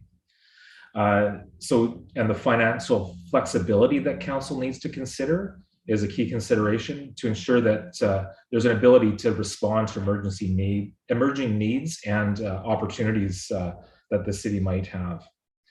Incurring debt commits the city's revenues into future years, and this may limit the ability to the government to respond and be flexible. But there are provisions within the community charter that have controls and a framework to ensure that cities are still flexible and still can consider the need to operate and have a financial system that works as far as their current tax situation. So looking at the alternatives that council has, one internal resource would be our reserves. We do have the ability within the community charter to take our reserves that may not be used for a certain period of time and use that in another purpose, in another fund, as long as we track how much money we're using from that fund. And then if there's any interest foregone, repay those funds plus the principal back. So, the city could use this based on the community charter 189, 4.1 and 4.2. It allows the municipality to finance internally when one capital reserve borrows from another and repays it. Ideally, you'd like to have a capital reserve that has enough funding to provide that opportunity, but this is an opportunity for council to consider when we look at some large capital projects. There is no statutory limit to the borrowing. It is just an offset of our reserve balances. So as I mentioned in the staff report, if IRF had the ability to provide a funding balance of $1.5 million to the land sale reserve, that's an option that council can consider as long as those funds aren't needed for that equipment replacement fund. And then once the land reserve has those funds back, it would need to pay back the IRF in order to return those funds, and then the interest that was foregone during that time that those funds were outside the equipment replacement reserve fund. The other option that council could consider is long-term debenture debt, and this is often used or provided through Mfa BC. The long-term debenture borrowing involves a repayment of principal and interest, and it can't go over the 30-year limit or the lifetime of an asset. The city could borrow up to an assent-free zone without approval from the electors, or they could seek an approval. Right now, that assent-free limit is $11.6 million. And while we're talking about the liquid waste management plan, I thought it would be important to highlight that the liquid waste management plan has specific projects included within the plan, and the elector assent is not required for the liquid waste management plan. But once that borrowing is undertaken, those funds that are borrowed would now impact our assent-free zone. So it's important to note that the liquid waste management plan has a robust public engagement, and as long as projects are identified in that, you can borrow beyond the assent-free zone, but it then becomes that combined assent-free zone maximum. So, and with that, Mfa BC provides the lowest rates that I think the municipality can achieve, and we have the opportunity in the spring and fall of every year. And obviously, with the approvals need to go through the regional district. We borrow through the regional district, and every year that's undertaken. And that adds time to the process. So as we borrow, we need to anticipate 8 to 10 weeks to have that process be completed through the regional district. We also have the option to do short-term borrowing to finance capital projects. Short-term borrowing can be done through Mfa BC also. And right now that rate is very favorable at 0.94%. This is a maximum of 5 years, a maximum of $50 per capita. And right now, the city of Port Alberni will base that on the 2016 census, and that would have a limit of about $883,000. And annually, if we do borrow at the current rates, that would be a financing requirement of about $8,300 annually if we borrow the full amount and did not pay back any of that short-term debt over that 5-year period. The use of liabilities beyond the current year, the city may enter into agreement to have a commitment for future payments or future considerations, and as long as the agreement does not go beyond 5 years, there's no need to enter into electoral consent for that. But looking at the MFA rates, we need to consider the options as far as MFA, and with the current rate being under 2%, it's important that we consider the MFA when we do borrow before entering into an agreement. Another option that the city has and rarely uses, as you can see with the previous report, there is a large reserve balance that we have. We don't use the revenue anticipation borrowing usually. What we usually do is, or what we do see in BC is, it's quite common, is that before the taxes are paid by the residents in July, some municipalities need to borrow in the short term for that revenue anticipation. And with that, the city could borrow up to 75% of its taxes due in that current year. So it's a tool that the city does not use but could use. Some of the implications, council has to seek different options, has to make these financing requirements through the financial plan.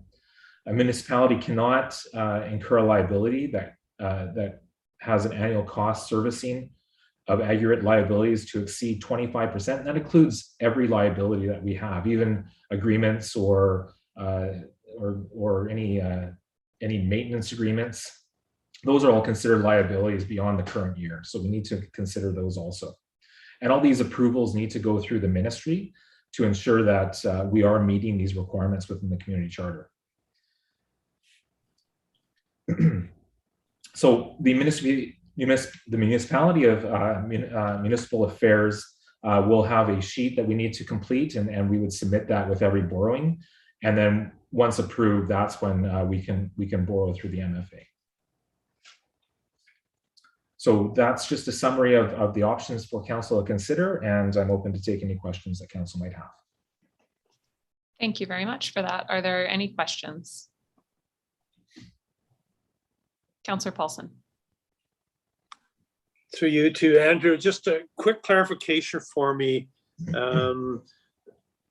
Can we borrow from all of our reserve funds, or are some of the reserve funds restricted and not accessible in that way?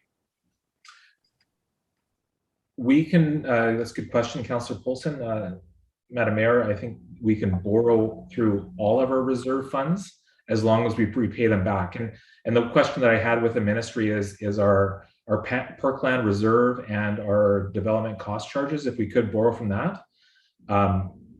We can't borrow from the DCCs, but we can borrow from the parkland reserve as long as we pay that back with interest. So it's just financing internally. If we spent the funds for an alternative purpose out of the parkland reserve, that's when that would need ministerial approval, because we have to prove that fund is no longer required. But if we borrow from any of our funds, we can repay that. So we do have that option, as long as we don't need those funds in the time being. Thank you. Other questions, comments? Okay, I appreciate that this information, or this is just for information as well. But as we, have been talking about SOMAS lands and significant purchase being made there, I know there has been conversation in the community and amongst councillors about borrowing. So it's really helpful to know what our options are. And we'll move on to the next one, which is the SOMAS lands. But I appreciate knowing that we have all of these options, and also recognizing that we don't need to use them. So when you talk about other communities borrowing and revenue anticipation as they await payment of taxes, that to me is like having to live paycheck to paycheck. And it's nice to know that our municipality is not in that position at all. So yeah, happy to have the information at least, but also nice to not be in a position where we need to be borrowing. And we'll move on to item number 9, also from the Director of Finance, the purchase of the SOMAS lands from Western Forest Products and amendment to the 5-year financial plan bylaw. Thank you, Madam Mayor. So as we all know that we have a purchase of some properties from Western Forest Products. And with that, there's a requirement to have the financial plan amended to reflect the cost of that purchase. So council has reviewed the reserves and has identified funding, which we proceeded with the purchase. And that includes funding from our Alberni Valley Community Forest Reserve of $2.2 million, our Land Sale Reserve Fund of $1.69 million. There's the loss on taxation revenue of 1.35, and then some monies from our General Reserve Fund of just under 200,000. So with that, it covers the whole cost of the purchase of the property, and then the net of our taxes as of the purchase date of August 12th, and the utilities as of August 12th also for water, sewer. So in total, the requirement for the financial plan to be amended was $5.5 million, as outlined in the recommendation for those 5 parcels of property that were purchased from Western Forest Products. So the implications that we see with this purchase is that it requires the financial plan amendment that we will have to undertake in order to make the purchase. The city's practice, which is common in other municipalities, is to review the budget to the actual amounts for the revenues and expenditures or capital project changes throughout the year, and amend that at the November meeting, at the final meeting in November, to make those changes as per the resolutions that council has passed through the year for those financial plan amendments. As we've seen in the prior report from our Director of Public Works and Engineering, those amendments will all be balled up together and brought forward as a bylaw amendment. But today we're asking council to approve the financial plan amendment to reflect the purchase of the Western Forest Product lands. Thank you. Thank you very much. Are there questions from council? Councillor Poon. Thank you. I understand we have no need to borrow externally for this purchase, but I wonder if that's something we could do, because you know the interest rate's very low right now, the inflation rate's very low. I think I feel very strongly that even if we were to borrow a little bit of money, it's a good thing to do so, because the money that we have in reserves could be put to better use to further our strategic priorities. Thank you. Thank you. I think that to add to that question, I'm wondering if we know what kind of interest rate we collect on our reserve funds versus what we would be paying, and I think it was under 1% for borrowing, for the short-term borrowing. So, Madam Mayor, good question. I think what we have right now is between a 1% and 2% interest rates, just based on the market conditions. Right now we're not having a high interest rate achieved on our investments, just due to the market. Okay, thank you. Other comments from council?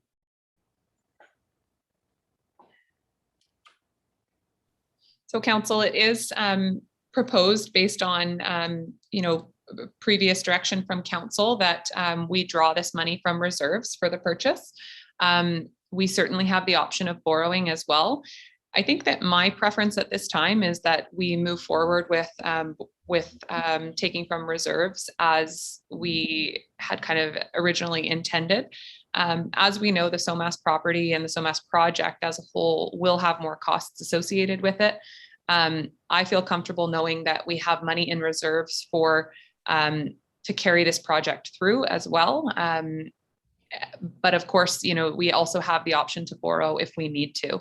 I want to recognize that I know that this is something that while our whole council has wholeheartedly and excitedly moved forward on the SOMAS lands, the determination of whether to borrow or use reserves is something that there's differing opinions on. So open to hearing from council which direction they'd like to go.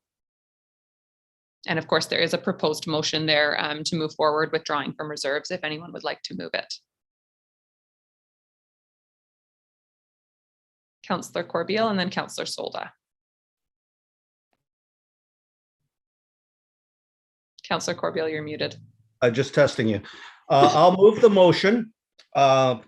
As Councillor Poon points out, yes, it's very cheap to borrow, but it's we get next to nothing on any investments. So I think it still makes sense to use our reserves. So I'll move. Do you want me to read out the motion? Yeah, absolutely, if you're ready to. I'll move that council amend the city's 5-year financial plan 2021 to 2025 bylaw number 5023 to reflect the purchase of properties with the civic address of 3500 Harbor Road, legally described as Lot 1, District Lot 1, Alberni District, and part of the bed of the public harbor of Alberni, Plan VIP G7137, except part in plans VIP G8454, VIP G974G, and EPP 23679, and Lot C, District Lot 1, Alberni District, Plan VIP 68454, except part in Plan EPP 18429, and as referenced in the purchase and sale agreement dated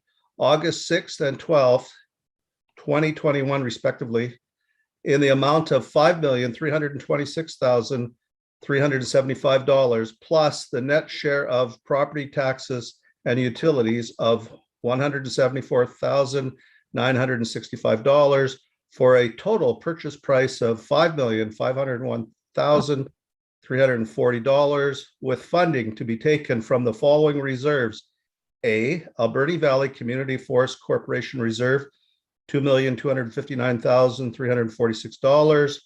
B, Land Sale Reserve, $1,691,876. C, Loss of Taxation Reserve, $1,351,000. G, General Revenue, $199,118 for a total of $5,501,340. Second. Thank you. Seconded by Councillor Solda. I think we should make you read that all again because all those G's were 6s, but that's okay. We won't actually. Again, just testing. Well done, Madam Mayor. I'm really on it today. Thank you. So moved by Councillor Corbeil, seconded by Councillor Solda. Are there comments on this? Any further discussion? Councillor Washington. Thank you, Madam Mayor. Our Alberni Valley Community Forest Corporation Reserve, is that depleted in its entirety or is there something left? Andrew? Yes. Madam Mayor, we would have the interest that have been earned on that. Other than that, and then the $10,000 that we keep within the fund for the CIP. Thank you. And I'll just add to that the Community Forest Corporation is holding their AGM soon, and we are optimistic we may be receiving an additional dividend from them in the near future. And I think it's a great opportunity to thank the Community Forest Board and organization really for all of the work that they have done. For us to be able to have $2.25 million to go toward this purchase from non-tax revenues. It's not money that was taxed previously and is now being used. It is non-tax revenues that have come in profits from the Community Forest Corporation. So this is really, I mean, it really made the purchase of the SOMAS lands possible. So on behalf of council, I'd like to thank everyone who's been involved in the Community Forest Corporation for their hard work to bring this revenue into the city. And with that, on the motion as read, except for with P's, and there are 6s instead of G's, all in favor? Any opposed? None opposed, carried. Thank you very much. Okay, we will move on to item number 10 from the Director of Finance as well, 3-stream waste collection service transition agreement. Andrew. Yes, thank you, Madam Mayor. So with the agreement that we have in front of council today, this is to allow the transition of the recycling component of the curbside collection to be done by city staff rather than through a contractor. This is a transitional process. The ACRD has been very supportive in the transition and also including the organic switch from just the garbage service provided to a 3-stream system for the city of Port Alberni. So what will happen is beginning September 13th, we will commence the pickup of recycling and organics. With that, this agreement is required from Recycle BC, and an agreement for us to perform the work that's currently being done by the contractor. This will allow us to have the incentives transferred through to the city, except for the costs that will be incurred through the disposal of the recycling materials at the Alberni Valley Waste Management Center, or Alberni Valley Landfill, sorry.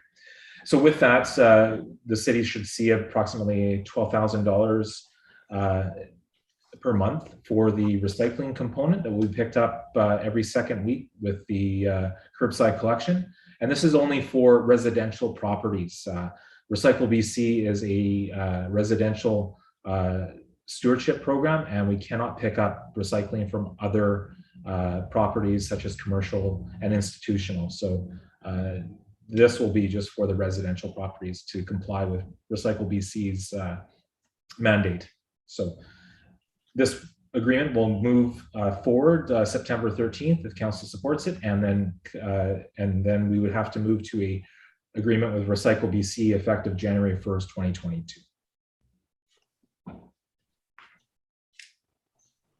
Thank you. Are there any questions? Councillor Washington.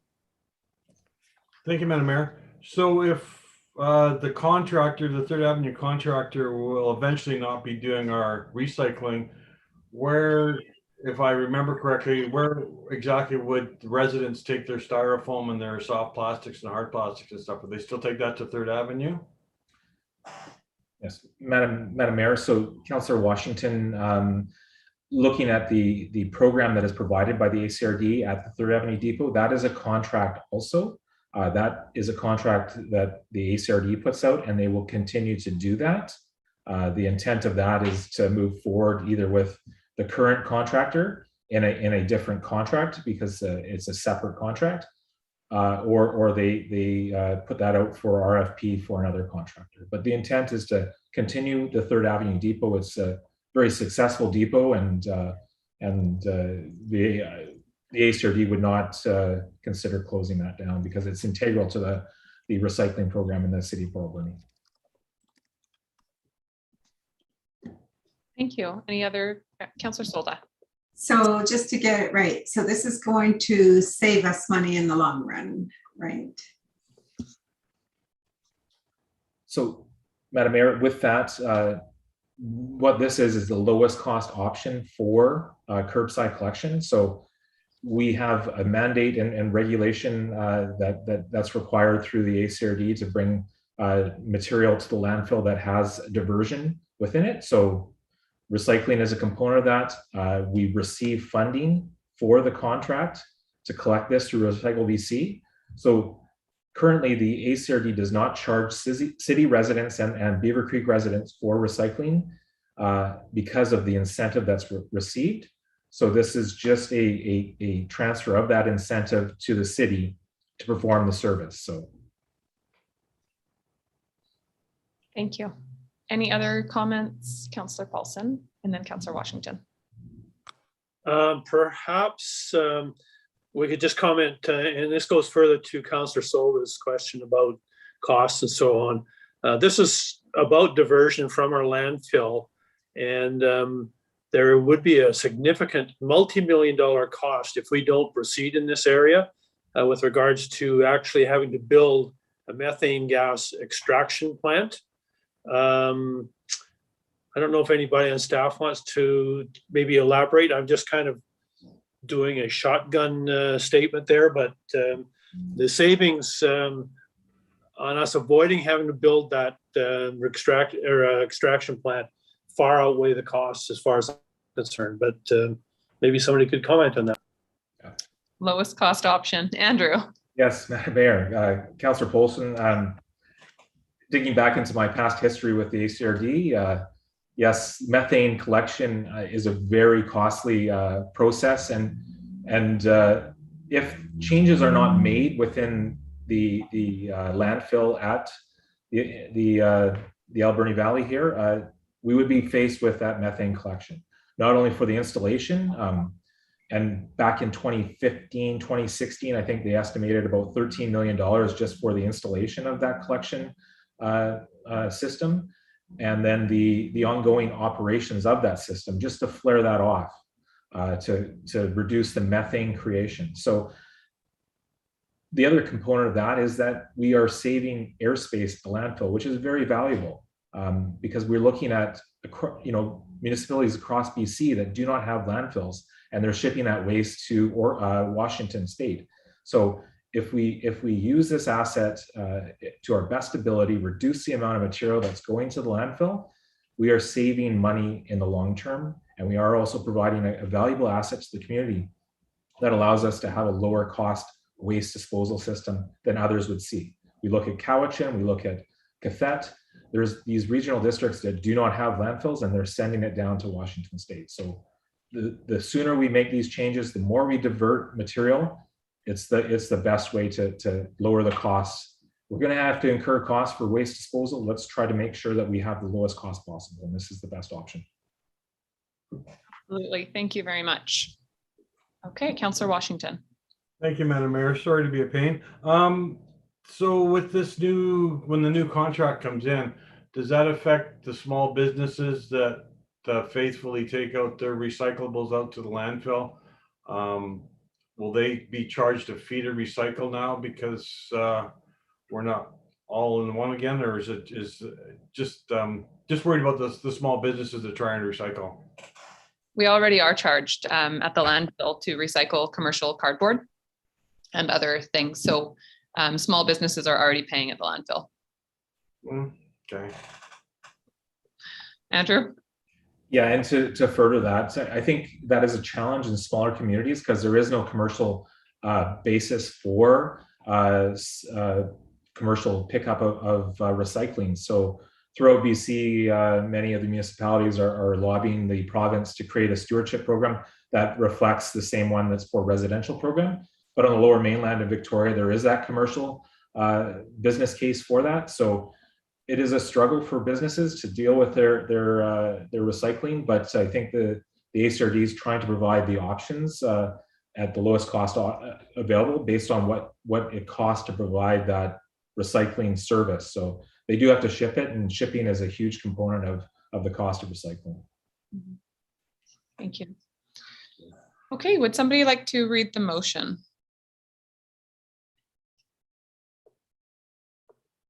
Councillor Paulson. It's my turn. I'd like to move that council authorize the mayor and corporate officer to enter into a 3-stream waste collection service transition agreement with the Alberni Clayoquot Regional District for a 4-month term beginning September 13th, 2021 and expiring December 13th, 2021 for the purpose of collecting curbside recycling materials within the city. Seconded by Councillor Solda. Seeing no more comments, so Councillor Poon. Oh, I heard Councillor Paulson say December 13th, but it should be 31st. Okay. Both Rons need glasses. Yeah, no, good catch. I was just thinking about how old I would be. I'll be 13 next birthday. Thank you for that, Councillor Poon. Okay, seeing no other comments on the motion as written, all in favor? Carried, thank you. And we will move on to item number 11. We have it from the development planner. We have a development variance permit number 106 and development variance and development permit, sorry, number 2105. Welcome. Great, thank you, Madam Mayor. Before council for consideration today is a combined development permit and development variance permit for 2943 10th Avenue. And this is the Quality Foods grocery store, which I'm sure you're familiar with because the property recently went through a rezoning process specifically for this project. It was July 26th when council adopted an amendment to the zoning bylaw to permit a liquor store use at this property. And the applicant is Dariush Feruzli on behalf of Cascadia Liquor and Quality Fresh Aqua Springs. And they've now applied for a development permit for that liquor store building. The liquor store will be approximately 2,400 square feet and will be located in the existing parking lot, which is just on the north side of the existing grocery store. And the applicant has requested a variance to reduce the number of parking spaces required by the zoning bylaw. The property is zoned C2 general commercial, and it's within the commercial development permit area in the official community plan. This does, of course, trigger the need for a development permit and a review according to the city's commercial development guidelines. And these guidelines, they really emphasize high quality exterior, lighting for safety, weather protection, and screening of the parking areas, among other things. And all of these staff consider to be satisfied by the application. Vehicle access to the property will remain unchanged. It's from the single access off 10th Avenue, and commercial loading will occur from a designated space in the parking lot near the building. The applicants have made space on their site plan specifically for that loading within their parking lot, which is permitted by the zoning bylaw. And a total of 82 parking spaces will be provided on site, including 4 accessible stalls, which will be located near the entrance. And this all ties into their request for a development variance permit, because 82 parking spaces falls just short of the 84 spaces required by the zoning bylaw. And the variance they've requested, basically it would change the calculation to allow the development to proceed with a reduction of 2 parking spaces. And while the new liquor store may increase traffic to the site and increase demand for parking, staff don't anticipate that a reduction of 2 spaces will have a significant impact on the neighborhood or on the city's ability to manage street parking on 10th Avenue. Approving the variance will allow the proposal to move forward to the building permit stage. Not approving the variance will require the applicant to revise their proposal. And to summarize, issuing these permits will enable the applicants to proceed with their liquor store at 2943 10th Avenue. The design and the site layout meet the guidelines in the OCP, and it also meets the regulations of the C2 zone. If the variance for parking is approved, this proposal will also meet the requirements of the zoning bylaw. The planning department supports the issuance of the development permit and the development variance permit, and I'd be happy to answer any questions you may have. Thank you. Thank you very much. Are there questions from council? Councillor Corbeil. Yeah, just one. Earlier, we talked about active transportation and bike lanes. And at this particular grocery store, as a matter of fact, almost most stores, there are no bike racks. Would there be any requirement, or do we even have that ability to require that there be a handful of bike racks? Right now, you have to kind of chain your bike up against a metal fence, which is a little cumbersome. Madam Mayor, currently, we don't really have any ability to require those bike racks specifically at development. I know we have some broad OCP statements about including bike racks on active transportation routes, I believe. But in terms of our development permit area guidelines, it doesn't actually say specifically that they need to be provided, but it's certainly something that we can request of them, of course. It would definitely benefit the community. Thank you. I think it would be fantastic to request it. And I would imagine a business like Quality Foods would put them in. I think especially as we're considering some infrastructure changes and intersection changes in the vicinity, it would make a big difference to make sure that we're supporting the other needs of cyclists as we're making those intersection changes. Are there any other questions from council? Okay, seeing none, Councillor Corbeil, would you like to read the motion?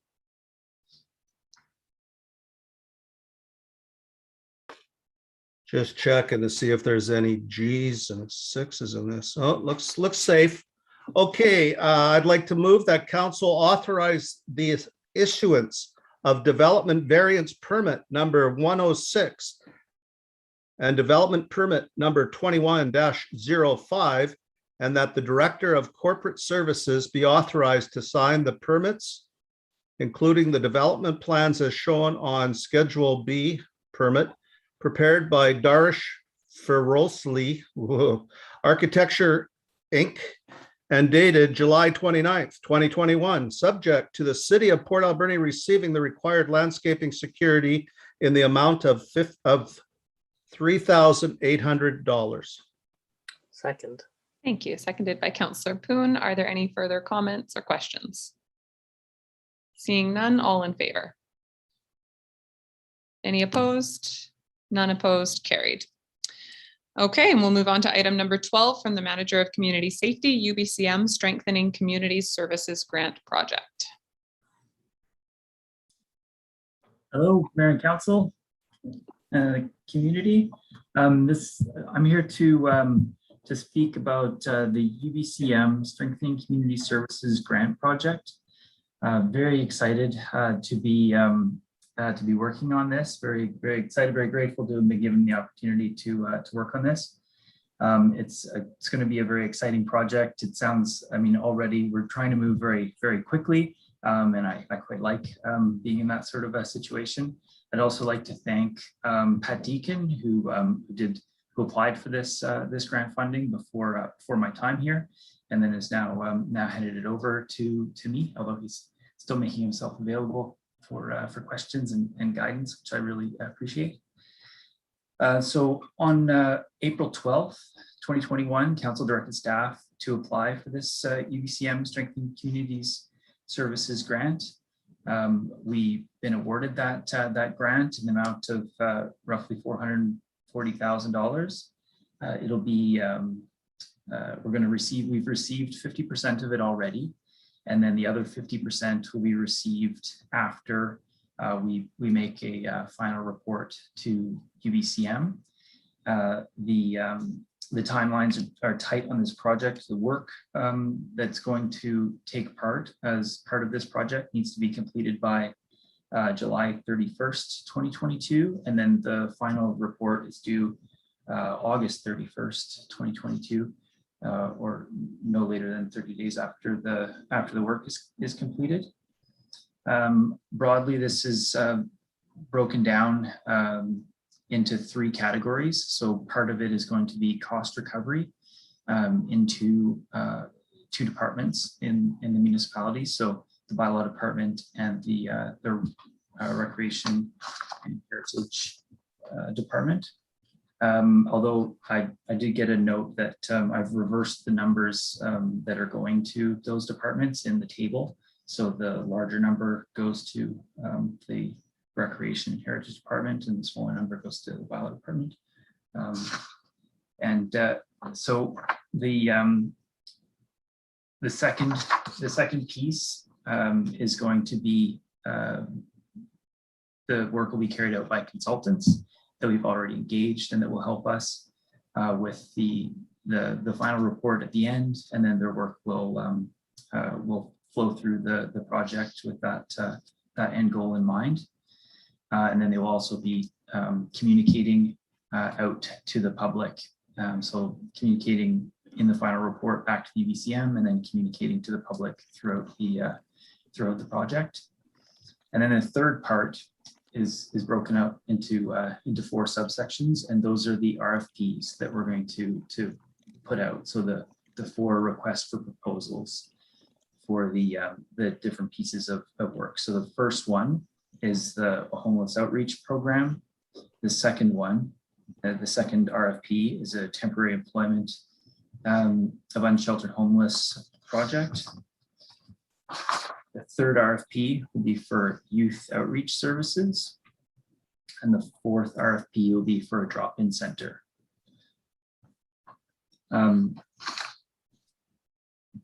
Again, I think this is going to be a very exciting project. I'm very much looking forward to taking part in it. And I think that we really have a real opportunity here to do some good work in the community, support programs in the community that are already operating, and potentially some new ones.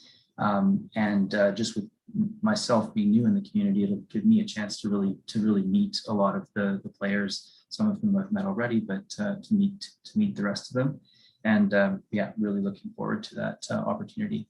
I'm happy to answer any questions, and I understand Tim Ply is here to answer questions as well if I need any help. Okay, thank you very much for that overview. It's great, and it is a really exciting project to be working on, and fantastic that we were able to get grant funding for this. Are there any questions or comments from council?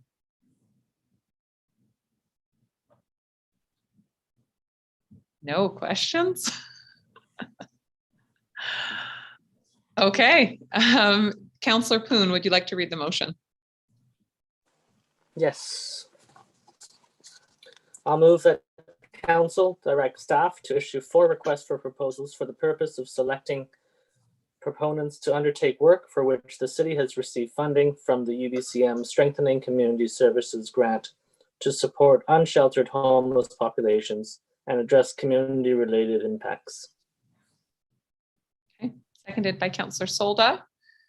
And seeing no questions still, all in the motion, all in favor? Any opposed? None opposed, carried. Thank you, Chris, for your overview. Okay, moving on to bylaws. Item number 1, we have the solid waste collection and disposal bylaw number 5030 2021, and this is final adoption. Councillor Washington, would you like to read this? Thank you, Madam Mayor. I move that the solid waste collection and disposal bylaw 5030-2021 be now finally adopted, signed by the mayor and the corporate office, and numbered 5030. Second. Thank you. Seconded by Councillor Poon. Any comments on this? Seeing none, all in favor? Carried. Thank you. On to correspondence for action. We have 2 items today. Item number 1 is an email dated August 30th, 2021 from Sept First Nation requesting temporary road closure for the purpose of a pole unveiling. Council, does anyone need an overview on this? It's to facilitate the language pole that's being put on Sand Group's property, just adjacent to Millstone Park. Councillor Poon. Is there a detour for this, or? Twyla, are you able to answer that?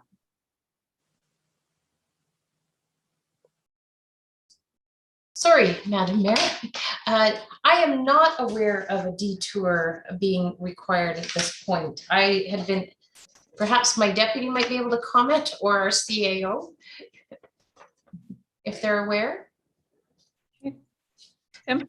Madam Mayor, I'm not aware specifically of this, but if the road is blocked by default, there would be a detour via Southgate by looking at the map. Okay. Thank you. Councillor Poon, would you like to read the motion? Yes, I will. I'll move that council authorize the temporary road closures of the access roads at the intersections of Roger and Gertrude Street, Margaret Street and Southgate Road, and Johnson Road and Victoria Quay as requested by Sept First Nation for the purpose of holding a pole unveiling on Saturday, September 18, 2021 from 9 a.m. to 12 p.m., subject to the notification of emergency services and BC Transit, consultation with all affected businesses and residents, implementation of a traffic plan, provision of standard liability insurance, COVID-19 safety plan or communicable disease plan in accordance with provincial health orders and guidelines in effect at the time of the event. Capacity and attendees to align with the BC Restart Plan guidelines in effect at the time of the event. Thank you. Is there a seconder? Seconded by Councillor Solda. Any comments? Councillor Haggard. Thank you, Madam Mayor. Is this the totem pole that was being constructed down at Harbour Quay? Was it last summer or the summer before? It's the same one. Great, thanks. Yes. Yeah. So really excited to have it being put up in the community long term. I'm not sure what the exact circumstances are, but I know that Sand Group has been a part of the project, and Sept and Hupachesit as well, of course. But yeah, really excited that we'll be able to have this in the community permanently. And if I may, Mayor Minions, my apologies. The letter writer does communicate and point out the need for detour signs and road closure gate and fences. So in the motion itself, we do speak to a traffic plan, which we anticipate we will receive from the requester in advance of the event. So we'll be sure that those are addressed. Great, thank you. So on the motion then, all in favor? Carried, none opposed. And moving on to item number 2, another road closure. We have a letter received August 30th, 2021 from Fire Chief Mike Kobus requesting access to city streets for the purpose of a funeral procession. Sorry, this one is not a road closure, just access. Would somebody like to read this motion? Councillor Solda, thank you. Just before I read the motion, Madam Mayor, Rob Favell, who is the one who passed away, the firefighter, amazing guy. I went to school with him, so it's appropriate.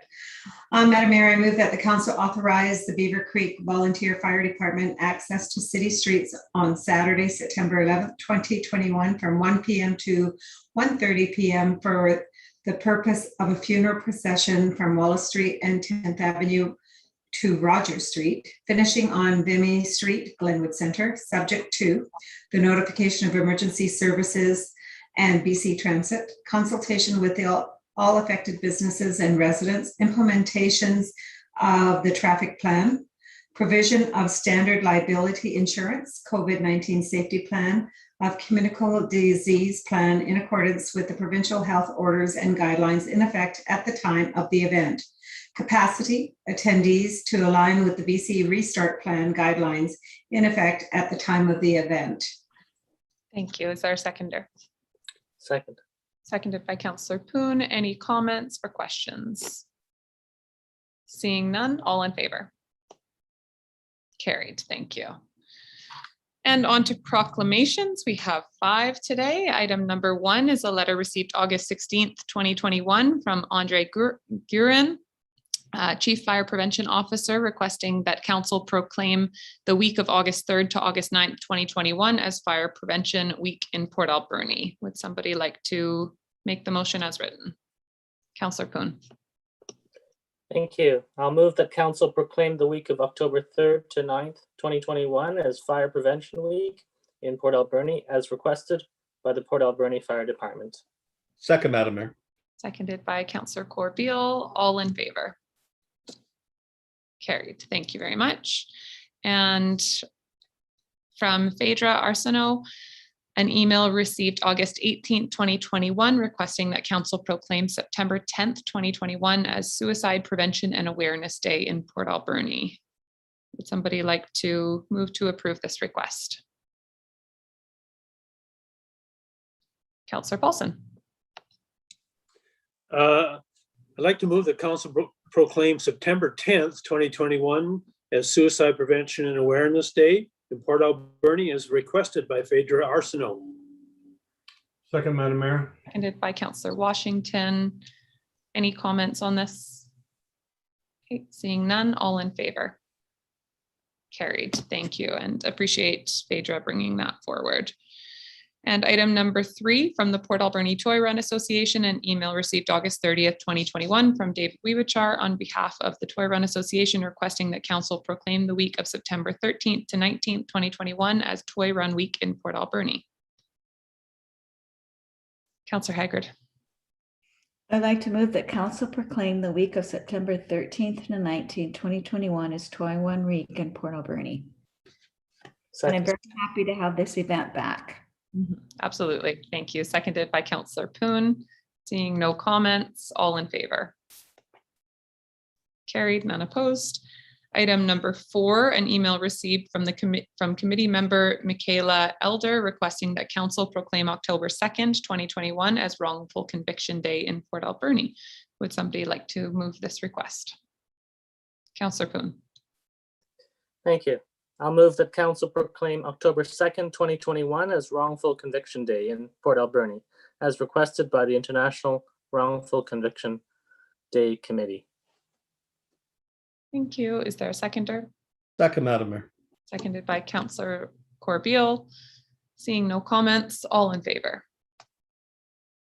Carried, none opposed. Thank you. And item number 5, an email received from Ryan Doyle requesting that council proclaim September 20th, 2021 as Bullying Elimination Day in Port Alberni. Councillor Solda. Madam Mayor, I move that the council proclaim September 20th, 2021 as Bullying Elimination Day in Port Alberni as requested by Ryan Doyle. Thank you. Is there a seconder? Seconded by Councillor Paulson. Any comments on this one? Councillor Solda. Yeah, just a quick one. I remember a whole family moving from this community because their kids were being bullied at school, you know, and it's big. It's still out there. It's not just in school, it's all over the place. So yeah, I think it's very, very important. Thank you, Councillor Solda. And seeing no other comments on the motion, all in favor? Carried. And Councillor Paulson, sorry, did you have a comment? Just about proclamations in general, and I really support all of these ones that are here today. There is one in particular that I had never ever heard of before, and possibly expanded information when we have proclamations on some of the more obscure ones might be in order. I don't know. Thank you. And I know we are, there has been talk about reviewing our process for proclamations generally and trying to focus on ones with a local link at least. So sometimes we do, not necessarily the ones for today, but sometimes we do get ones that are a bit more obscure and don't necessarily have a link either to a person in the community. You know, when it's a request from someone coming forward in the community, I think that's different. But if it's someone from outside the community bringing something forward that isn't necessarily relevant to the community, I think we're looking at how do we want to handle those ones. So probably a council conversation to come about that. We certainly don't want to limit. There are some here today that are really important and I know have some very personal connections to people in our community. Thanks for that. We'll move on to correspondence for information. Twyla, if you'd like to go over the summary. Sure, thank you, Madam Mayor. So before council is a summary that contains 13 pieces of correspondence, ranging from others from provincial ministries, the Attorney General, 3 from residents, which cover concerns related to odor. The congratulations to council for purchasing the SOMAS lands and other city land disposition. To be more specific, I'll talk about the Ministry of Attorney General, and it's a letter that providing the final results of the homelessness count that was conducted in Port Alberni in April of 2021. We have correspondence from BC Transit looking for council to support free transit on Election Day, September 20th. We have correspondence from Ubcm speaking about a top-up payment as it relates to the Community Works Fund. We have a letter from the Parkinson Society of BC talking about their upcoming event and raising awareness for that. We have communication from the Minister of Public Safety and Solicitor General speaking to upcoming stakeholder engagements regarding changes to their gaming control regulations. We have correspondence from the Ministry of Advanced Education, Skills and Training speaking to the city's grant in lieu of property tax payment. And we have correspondence from the Ministry of Environment that speaks to the approval of the city's liquid waste management plan, which was reflected in the previous reports from our Director of Engineering on this afternoon's agenda. Okay. Thank you very much. Are there items councillors would like to speak to or ask questions about? Councillor Paulson and then Councillor Haggard and Solda or Beal. Perhaps this is directed at our Director of Community Safety and with regards to bylaw, with regards to odor. We try and control the proximity of smokers, and I'm just wondering about those 2 or 3 letters about the marijuana odor coming from obviously a grow up, I gather. Just wondering kind of where we're at with regards to the ability to enforce a bylaw with regards to odor. I know we can do it with noise, but I know one of the writers there, I've known the lady for quite a while, and she wouldn't write unless she was very concerned or stressed. So I'm just wondering if we have any recourse with regards to odor.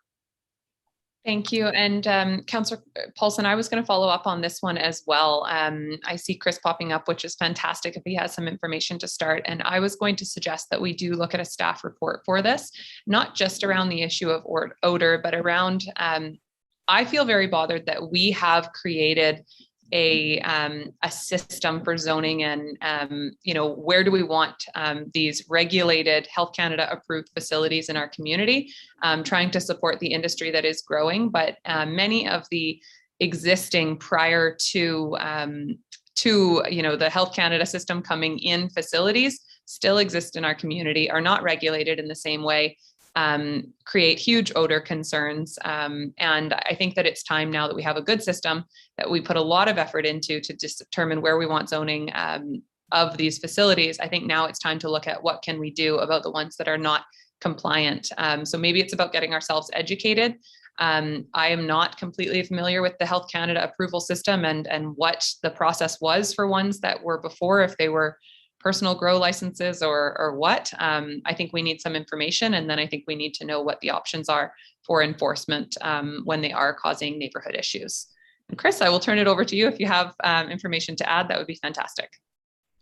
Well, I'm happy to work on that report and bring something together then that does speak to how I quite enjoy working in those kind of situations where there's cooperation between different levels of government and different enforcement agencies. So I can, there are bylaw options, and there are other communities that we could look to for specifically bylaw options. But yeah, would be happy to put something together. That's great. I will move that we request a report from staff on options and information regarding existing cannabis facilities prior to our zoning process coming into effect. So basically the ones that were there already before we started our community rezoning. Second, Madam Mayor. Thank you. Any other comments on that? Seeing none, all in favor? Carried. Any other items people would like to speak to? Oh, sorry, I think we had, that's right, Councillor Haggard, Corbeil, and then Solda. Thank you, Madam Mayor. I was also going to suggest that the letters about the odor be referred to the bylaw department, but Councillor Polson beat me to it. So thank you, Councillor Polson. I just want to pull out the letter from Gina Bob Canagese about the possibility of the building of a band shell. I always had hoped that would be something would go down at Harper Keys. I'm hoping that we can maybe keep that in the back of our minds when you do look drill down and look at the development of the Sunless lands as well. So thanks. Thank you. Councillor Corbeil. Thank you, Madam Mayor. Two things. One, the homeless count. It's interesting. There's sort of an urban myth about where the homeless come from, but this count tells us that 95% of the homeless have been in Port Alberni for a year, and 73% have been here for at least 10 years. And you know, you often hear of the busloads that come in at the middle of the night, but unfortunately, there are neighbors and relatives and friends, and they're the ones, unfortunately, that are homeless. The other letter that I wanted to discuss, Mr. Cherry writes about the UBCM resolution protection for outdoor recreational opportunities in British Columbia, and it's a good resolution, but it only refers to Crown land. And you know, when we look around out our windows, most of what we can see is in fact in private land. So this doesn't really address our access to our backcountry and into our fishing lakes and things like that. So I'm supportive of this resolution. I would sure love to see a resolution go further that assists in getting into the backcountry when the lands are privately held. Thank you, Madam Mayor.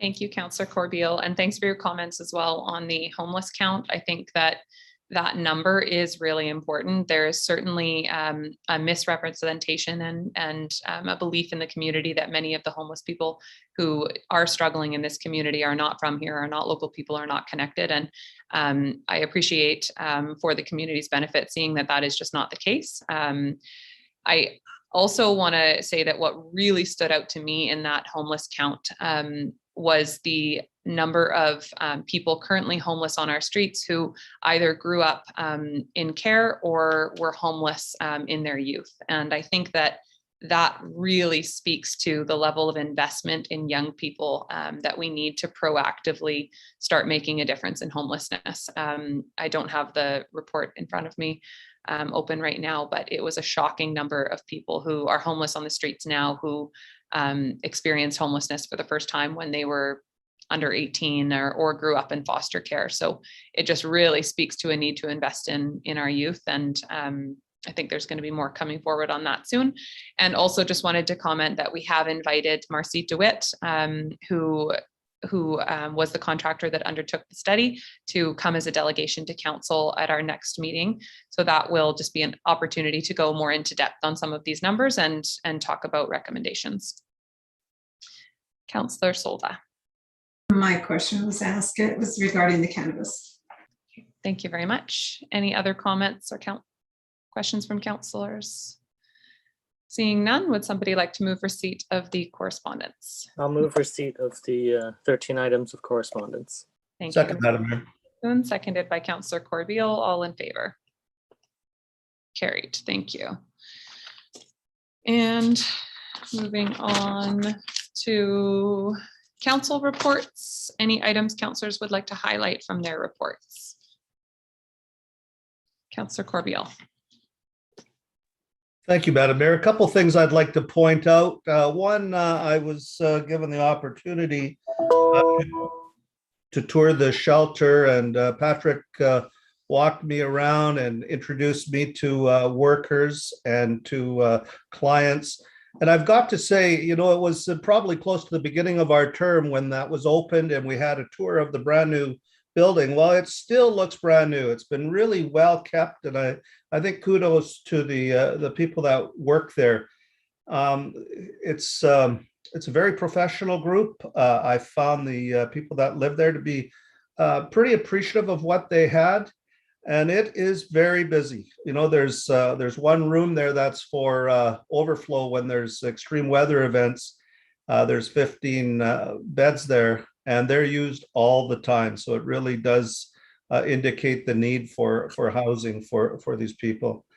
The other thing I want to mention, I was at a Alberni Valley Community Forest meeting several weeks ago, and tomorrow is the AGM. The community forest has voted to give the city a dividend, and that will happen tomorrow. So at 3 to 5, I believe, at the Roland Arts Center, and hopefully most, if not all, of City Council could attend. And as was said earlier, you know, that board does a tremendous job. They raise a lot of money through a lot of hard work. And, you know, even though the cut for the community forest is relatively small, I think so far this year, we've cut the neighborhood of 10,000 cubic meters. There's a pretty good payback to the community. So, you know, publicly, I want to thank the board. And that's all I've got to say. Thank you. Thank you very much. Okay, would somebody like to move receipt of council reports? Councillor Paulson.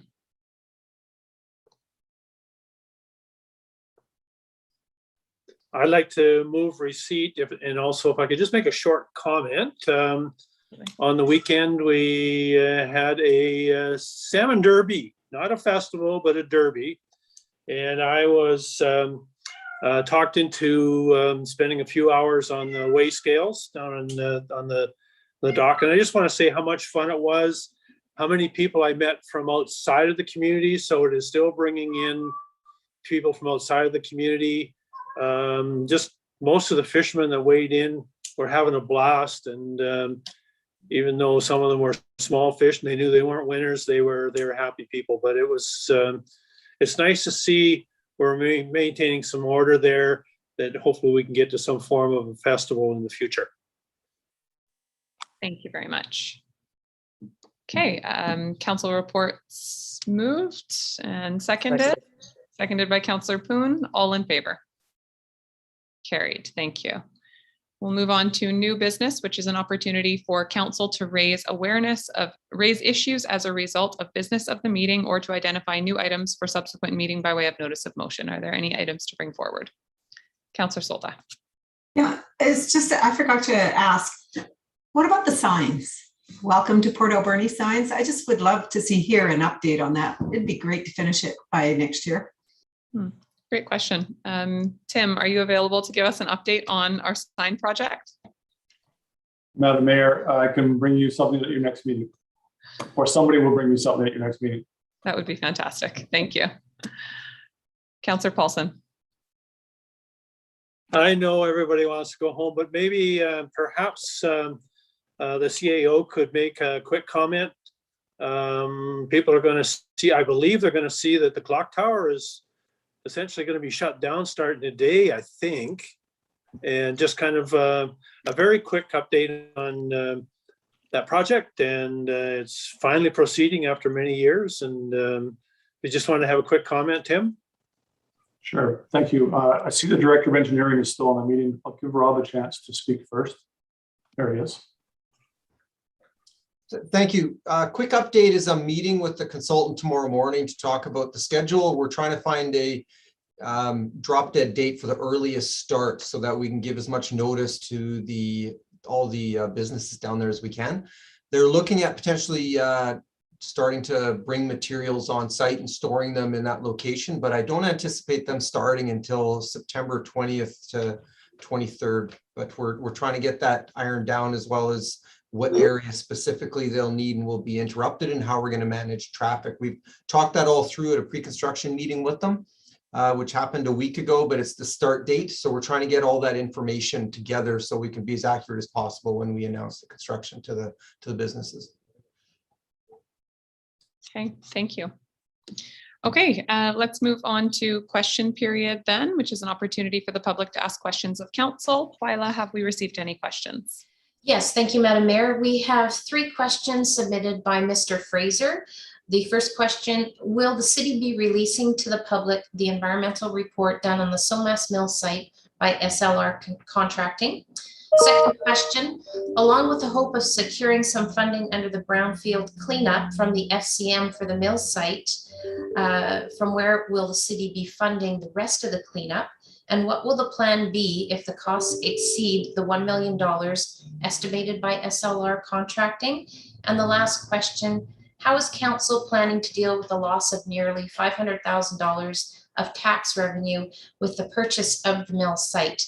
And so just to quickly touch on question number 1, it is not the city's intent, a response to that is, it is not the city's intent to release the report from SLR Contracting. That item is not what one would consider routinely available information. So that's the city's position at this time on that particular question. And I believe the CAO was going to add comment with regards to number 2 and 3.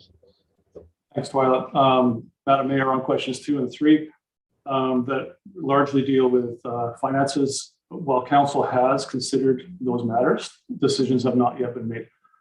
Council will address those issues if and when needed, likely when revising the 2021 financial plan or when considering the 2022 budget consideration process. So again, while you have considered those issues in your decision to purchase a property, you have not yet made decisions about that. Thank you. Okay, any further questions? Sorry, no, Madam Mayor. Thank you. We could tell you were saying no. Would somebody like to move adjournment then? Councillor Paulson? Moved by Councillor Paulson, seconded by Councillor Poon. All in favor? Carried. Thank you.